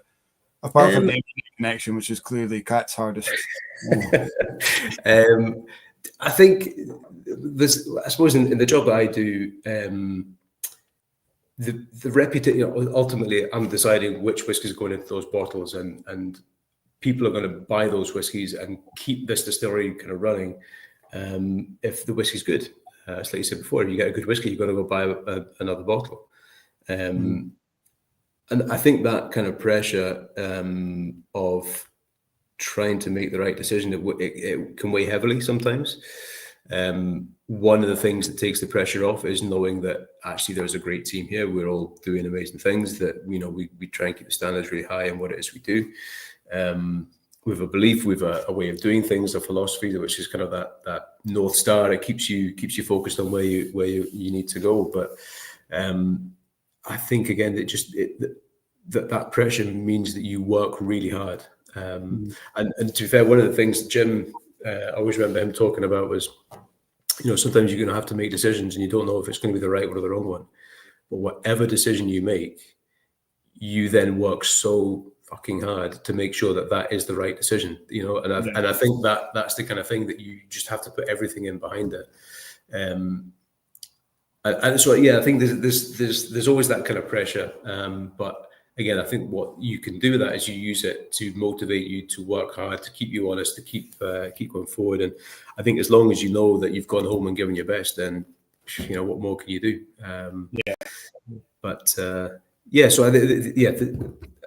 But I would say that's a privilege, that kind of pressure, that kind of thing. And I know that whenever I travel and you speak to different people and they go, oh, you've got the best job in the world. Oh, you've got the best job in the world. And it kind of makes you think about actually what whiskey means to people around the world. And when you meet people and you talk to them, you hear their stories about, what alcohol means to them, or, we got married, 2 years ago, and the first whiskey we had out to celebrate our marriage was a Bruichladdich, whatever. Like, that is just an incredible privilege to without knowing it, but the work that we've done to make that whiskey is then meant so much to somebody that they've chosen to drink that whiskey, to celebrate such an amazing moment in their life. Like, that's the kind of thing that makes it all worthwhile. When you hear those stories and you meet those people who love what it is we do, what an amazing compliment to have. And so, I always try to kind of tell that story when I come back to the distillery, because effectively for a lot of people, it's just what happens in these gates. What happens outside the gates of Bruichladdich is they never hear about. So, but ultimately, that's what we're making whiskey that is to be enjoyed in those amazing moments of life, whether it's birth of a child, or get married, or a funeral, or these important moments. You have a dram, and if it's a dram of Bruichladdich, what an amazing privilege to be part of that. So, you're back again, Kat. She's back. Oh my God, sorry. And there was me thinking that the connection on Islay was bad, but there you go. I think I'm just cursed. I think I just need to cleanse the room with some sage under a waxing moon or something, because I think it was to do something. I think it was when we talked about hard work. She was like, "No, not having it. I'm off." Quite right. Rude. And here you are at 9:30, still talking about whiskey. You're up for the challenge, I'm sure. Oh, she is. It's just fun. 100%. Oh, she's got a lot of holidays coming up, so you're doing all right. I'm off to the National Festival in Glasgow on Saturday, so yeah, lots of hard work happening there. I'm actually just a punter, so I'll just be experimenting I'll be building on my palate as well. Quite right. Yes. I can't not have a Bruichladdich chat without bringing up the gentleman, Robin Lang, who's released these guys. Such a great whiskey. So this is the Reeve Salt Bruichladdich, 19-year-old, 2007 to 2022, 15-year-old. 15 years old. His first release was a 19-year-old Douro Valley wine, I think, if I remember right. Yeah. It's so good. And I love the story Robin tells about when he came over when Bruichladdich did the Ushka Babol, the 4 times distilled. When I think it was the Sun newspaper had this huge article about, oh my God, they've made this like insanely strong whiskey, and it was like they were expected to be sold, or they wrote the article like it was going to be sold in bottles at like 18 that's right, and things like that. But I think he was the only one who got off the island with a sample because he could only afford the ferry, and everyone else took the plane. So he was the only one who could take a sample, by the way. Well, you know, that's something that I better not say too much, but you should keep your eye out for something along those kind of lines coming out soon. But that Expo, it was just incredible stuff. And so we're kind of working on something with it just now. But when we distilled that, or when we filled it into casks, it was about 85% ABV going into casks. So really, really powerful stuff. And so again, the great story about when they were making it, so running the stills, obviously we're taking stuff from the SRWV and running it back through and doing all these different cuts and different things. And Neil McTaggart was on the stills with Jim, and they're working out cuts and different things. And, you know, of course, at such a high level, you know, Jim, just because he's, you know, likes to, you know, for a bit of devilment, a bit of a laugh, he's saying to Neil, "Oh, geez, Neil, this strength, you know, this could blow up at any moment. I tell you, Neil, have we got any fire extinguishers?" A still with 8,000 litres in it, you know, a fire extinguisher. So Neil's, yes, we have that. Off he goes to find the fire extinguisher. And as they're bringing the still in, and Jim's at the safe, they're checking, he's going, "Neil, this is about 87% coming in. This could go at any minute. If you got that fire extinguisher." So Neil's kind of backing out the room. "I'm right behind you, Jim. I'm right behind you." Disappears down the stairs, stands by the door with his fire extinguisher. Just because no one had ever done anything like that, where you've got a spirit, that strength coming off the stills. But it's great fun. But that was based on a recipe from kind of the Outer Hebrides up kind of further north, where they would have this Ushka Babol, which was quadruple distilled, and effectively there used to be a story about it where we could only drink it by the teaspoon because it was so powerful. Mm-hmm. But if you had 1 teaspoon, you would live forever. So you'd have 1 teaspoon. If you had 2 teaspoons, you would lose your sight. But if you had 3 teaspoons, you wouldn't need to worry about being blind anymore because the breath would leave your body. So, you know, that's one less thing to worry about. So it's this really, really potent kind of stuff that you know, they would drink up there, which would keep you warm in the winter. And again, that was that kind of Bruichladdich. Well, you know, let's give it a try. We've got time. We've got the distillery. No one telling us what to do. So that was it. Back in 2006, we made some quadruple distilled. And there's been a few other things we've done similar in the past, but we released it as a new spirit at about 50% ABV, so we didn't release it at 85. And then we've released it, I think, as a 3-year-old and a couple of other releases, you know, kind of through the years. So yeah, keep your eyes peeled for something else coming out soon, and of that kind of nature. But it's honestly it's like nothing you'll ever taste. That really refined spirit, you know, as you're distilling it 4 times, just absolutely incredible stuff. And you know, that's the kind of stuff that gets you excited, isn't it? You know, when you're doing something that's just completely different, that you just make it up, see what happens, and taste things that, again, were last tasted in 1695 or whenever it was. That's great stuff. That's fantastic. Like you say, we'll give it a bash. Yeah. I mean, Robin's a huge fan of Bruichladdich and a great friend of Jim's. We had a tasting. Again, it was virtually when Jim came on, and we had a couple of Bowmores and some Bruichladdich, and then we had a couple of this Cask Whisperer range, which is kind of the predecessors to what Dramful are doing now. And we had Robin on as a guest, and we had Jim on as a guest. So both of them were kind of in cahoots with each other. But I think Jim kept forgetting that Robin was there. So he's like, right, we're going to... So the idea was, we have a dram, Robin sings a song. We have a dram, Robin sings a song. Yeah. But Jim was like, right, and we're going on for the next dram. And Robin's like, Jim, can I sing my song now? It was brilliant. And I don't know how much of it was Jim like getting into the idea of it and doing it, or how much he actually just did it to piss Robin off. Yeah, I think it's hard to tell with him, isn't it? Because he was such a great wind-up, Jim. Absolutely brilliant.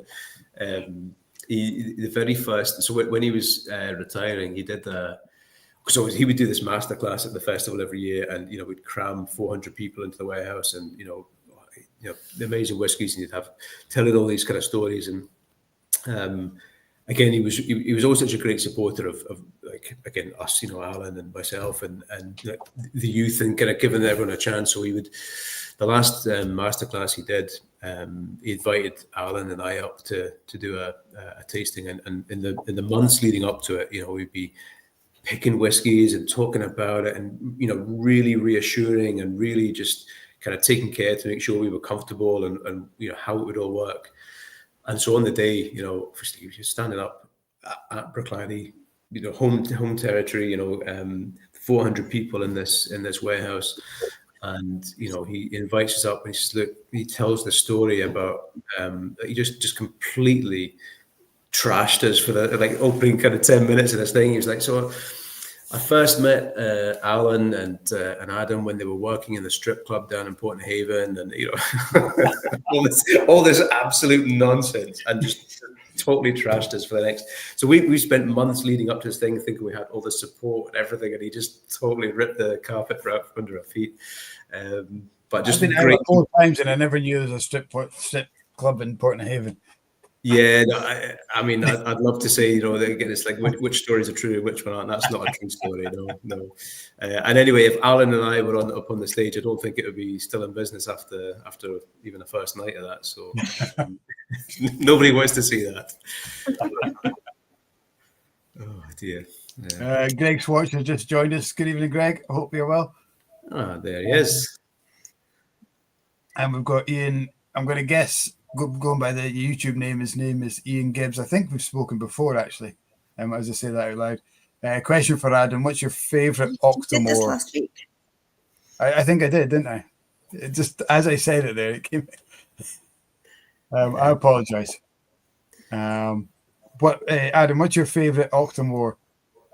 He's even going to say from every release. From every release, goodness me. I mean, I'm going to have to go home at some point. The poor dog will have his legs crossed waiting to go out for a walk here. But I mean, again, it's so hard to kind of pick ones. I mean, there's been, again, like the very first time we did the 6 point or the 0.3 expression. So in that kind of framework, our 0.1, 0.2, 0.3 of every edition, the 0.3 is where we use Islay grown barley and specifically from Octomore Farm.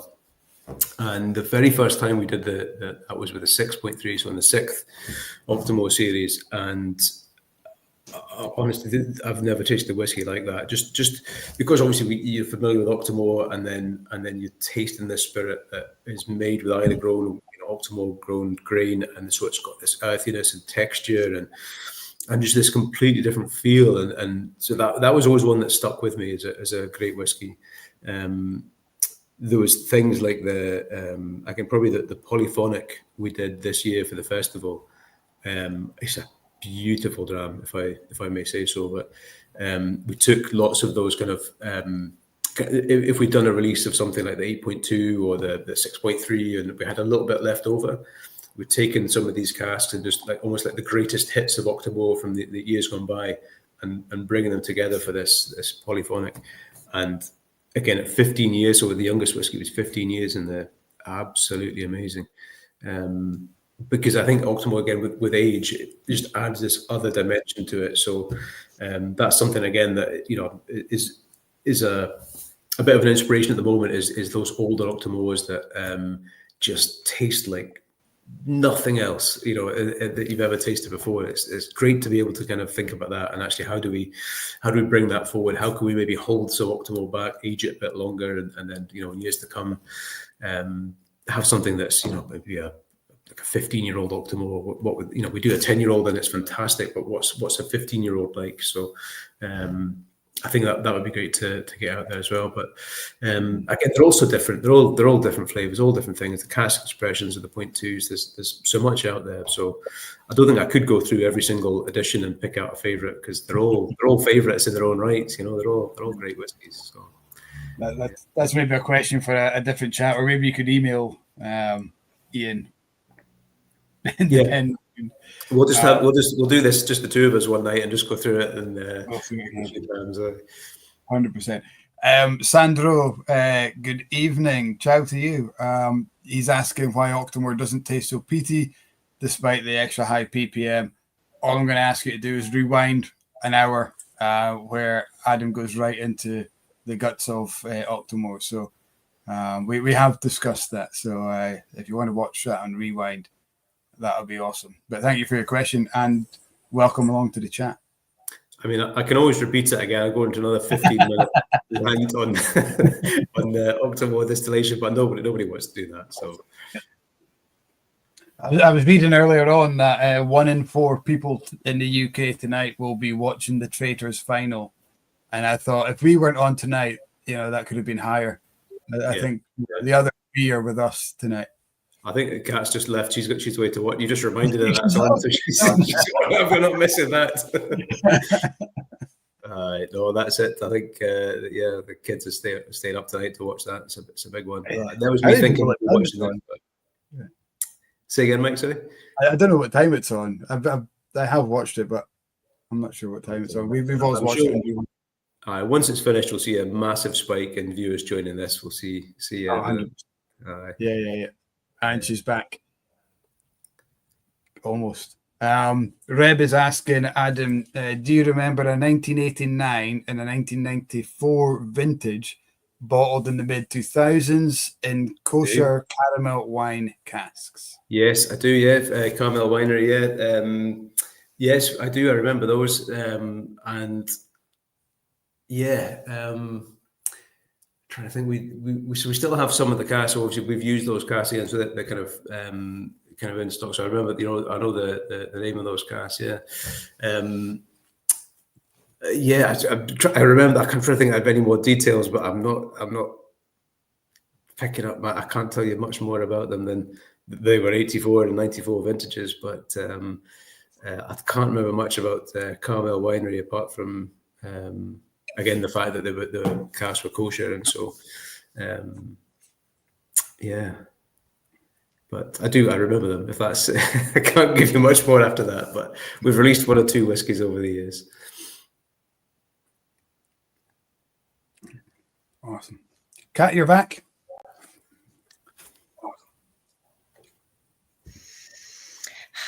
Honestly, this internet is ridiculous. It's like somebody just gone out and sucked all the internet out of Huntley. I'm going to stay quiet because I really don't think my internet is strong enough for me to coherently put together sentences without talking over all of you. So I'm just going to sit quietly and nod sagely and then disappear every now and again and try and get back in. Well, I think... try not to have like an awful frozen face. I think we've kept Adam up long enough. It's been an absolute pleasure having you. It's been it's been great. I mean, to be honest, it's sorry to drama, but at this point, I think we're as well just staying. If I go home now, everyone's still awake, and I'll be, where have you been? What's been going on? I just told them I dipped out for a pint of milk. So we're better off saying if we can get another couple of hours. I don't know what anyone else is doing, but we'll just talk about it. So You went for a Michael Barford tea break, did you? exactly, that's it. Exactly that. I'll be back in 5 years. Yeah. But no, I think it's been so nice, and again, it was great for Michael to get in touch and ask us to do this. And I watched a couple of episodes you guys done before, and just looking forward to something, just having a chat and a blether, and get to know you guys a wee bit. And obviously, you've got a great community here, and people are tuning in, and it's such a lovely thing that you guys do for just taking the effort to go and talk about whiskey and ask the questions that people are wanting to know. And obviously, there's plenty of people in the chat there chiming in, and it's just a lovely community. And so thank you very much for inviting me in and being able to tell a wee bit of a story about what Bruichladdich is, and what it means to us, and just to have your time. I think the biggest compliment I can pay you, Adam, is that tonight's chat has kept Reb fixed to us for the entire chat, because sometimes we go off on tangents, and Reb's like, as soon as we'd stop talking whiskey, he's like, right guys, thank you very much, I'm out. He's still here now, so good. Massive compliment. And the other is that you've kept us engaged with whiskey stories. We haven't gone on too much tangents, probably because of Cat's crap signal, because I do believe that it's her that leads us astray far too often. I don't believe that for a second. But let's if you're up, we can always have another one and go off just on tangents. Forget the whiskey and just go off on different tangents at another time. It's been great speaking with you, and as I say, thank you very much for having me on. And we'll need to make sure that, as I say, we can if I can get some of Cat's holidays, I can send some whiskey up and the table. Or a table, one of the two. But just as well to let you both know, obviously, you're more than welcome to come down and visit us at Bruichladdich anytime. Always welcome. Good. It's been obviously a while since you've been over, Mike. And yeah. I've been back to Islay a couple of times, but I always try and leave something to do when I come back. And so the last time I was there, I didn't do Bruichladdich. So I need to do a tour again, because I've done the Islay Academy tour, which is obviously a little bit different to the tours that you normally do. So yeah, it'd be good to get back and do that. And I still haven't done a tour of Bunnahabhain, and Colila was closed the last time I was there, so I need to get back there and see what they've done with the place since it's been... John, there's always so much to do in Islay. Again, the distilleries are just part of it as well. But again, just to keep you interested when we come back, we've opened up more distilleries as well. So there's Lagan Bay just at the airport there. There's Port Natruan just coming up, and Port Ellen's going again. So just to give you something to do when you come over. But no, I see, more than welcome anytime. Lovely to have you over, and I know we've talked about a lot of whiskey, but we could always go and taste them as well. And as I say, if the duty's not paid on it, it'll taste even nicer. So anytime you're in the neighbourhood, let us know. Certainly will. Absolutely fantastic. Well, I'm not sure how caught up Cat is, but I'm going to say thank you so much. Thank you to all the guests. If you're watching on Rewind, please feel free to ping your questions in the chat. We'll do our best to get Adam to answer them if we can. And it's been an absolute pleasure to have you on. And you've been a long-term tick list guest for us, but it's great to finally get you in, and it's been worth the wait. 100%. Okay, no, thank you very much. It's been a pleasure. So thanks very much for having me. No problem. Thank you. Cheers. Slán. Yeah. All right. Cheers. Take care, guys. Good night. I'll stick around and say goodnight to Kat when she catches up.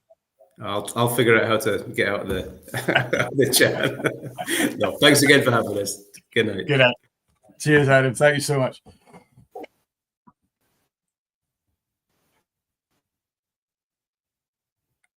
Are you with me, Kat?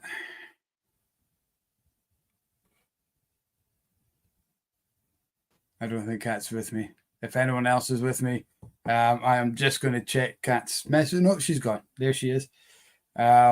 If you're interested in who is on next week, I am going to go and find our diary and let you know, because she did send me. We're very organized for once. So next week, We're off to a different island. We're off to Orkney, and we have got Mark Watson, who is the master blender for Highland Park.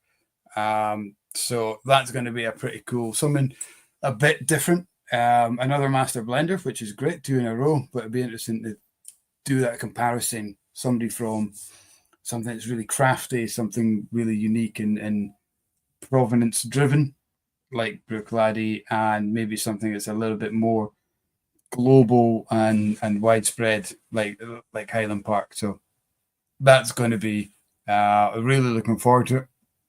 I'm going to have some great fun with Mark there. So hopefully you come back next week and tune in, and I'll maybe see you in Roy's chat in a few minutes. But for now, I'll say good night. Slàinte mhath, guys. Enjoy your weekend.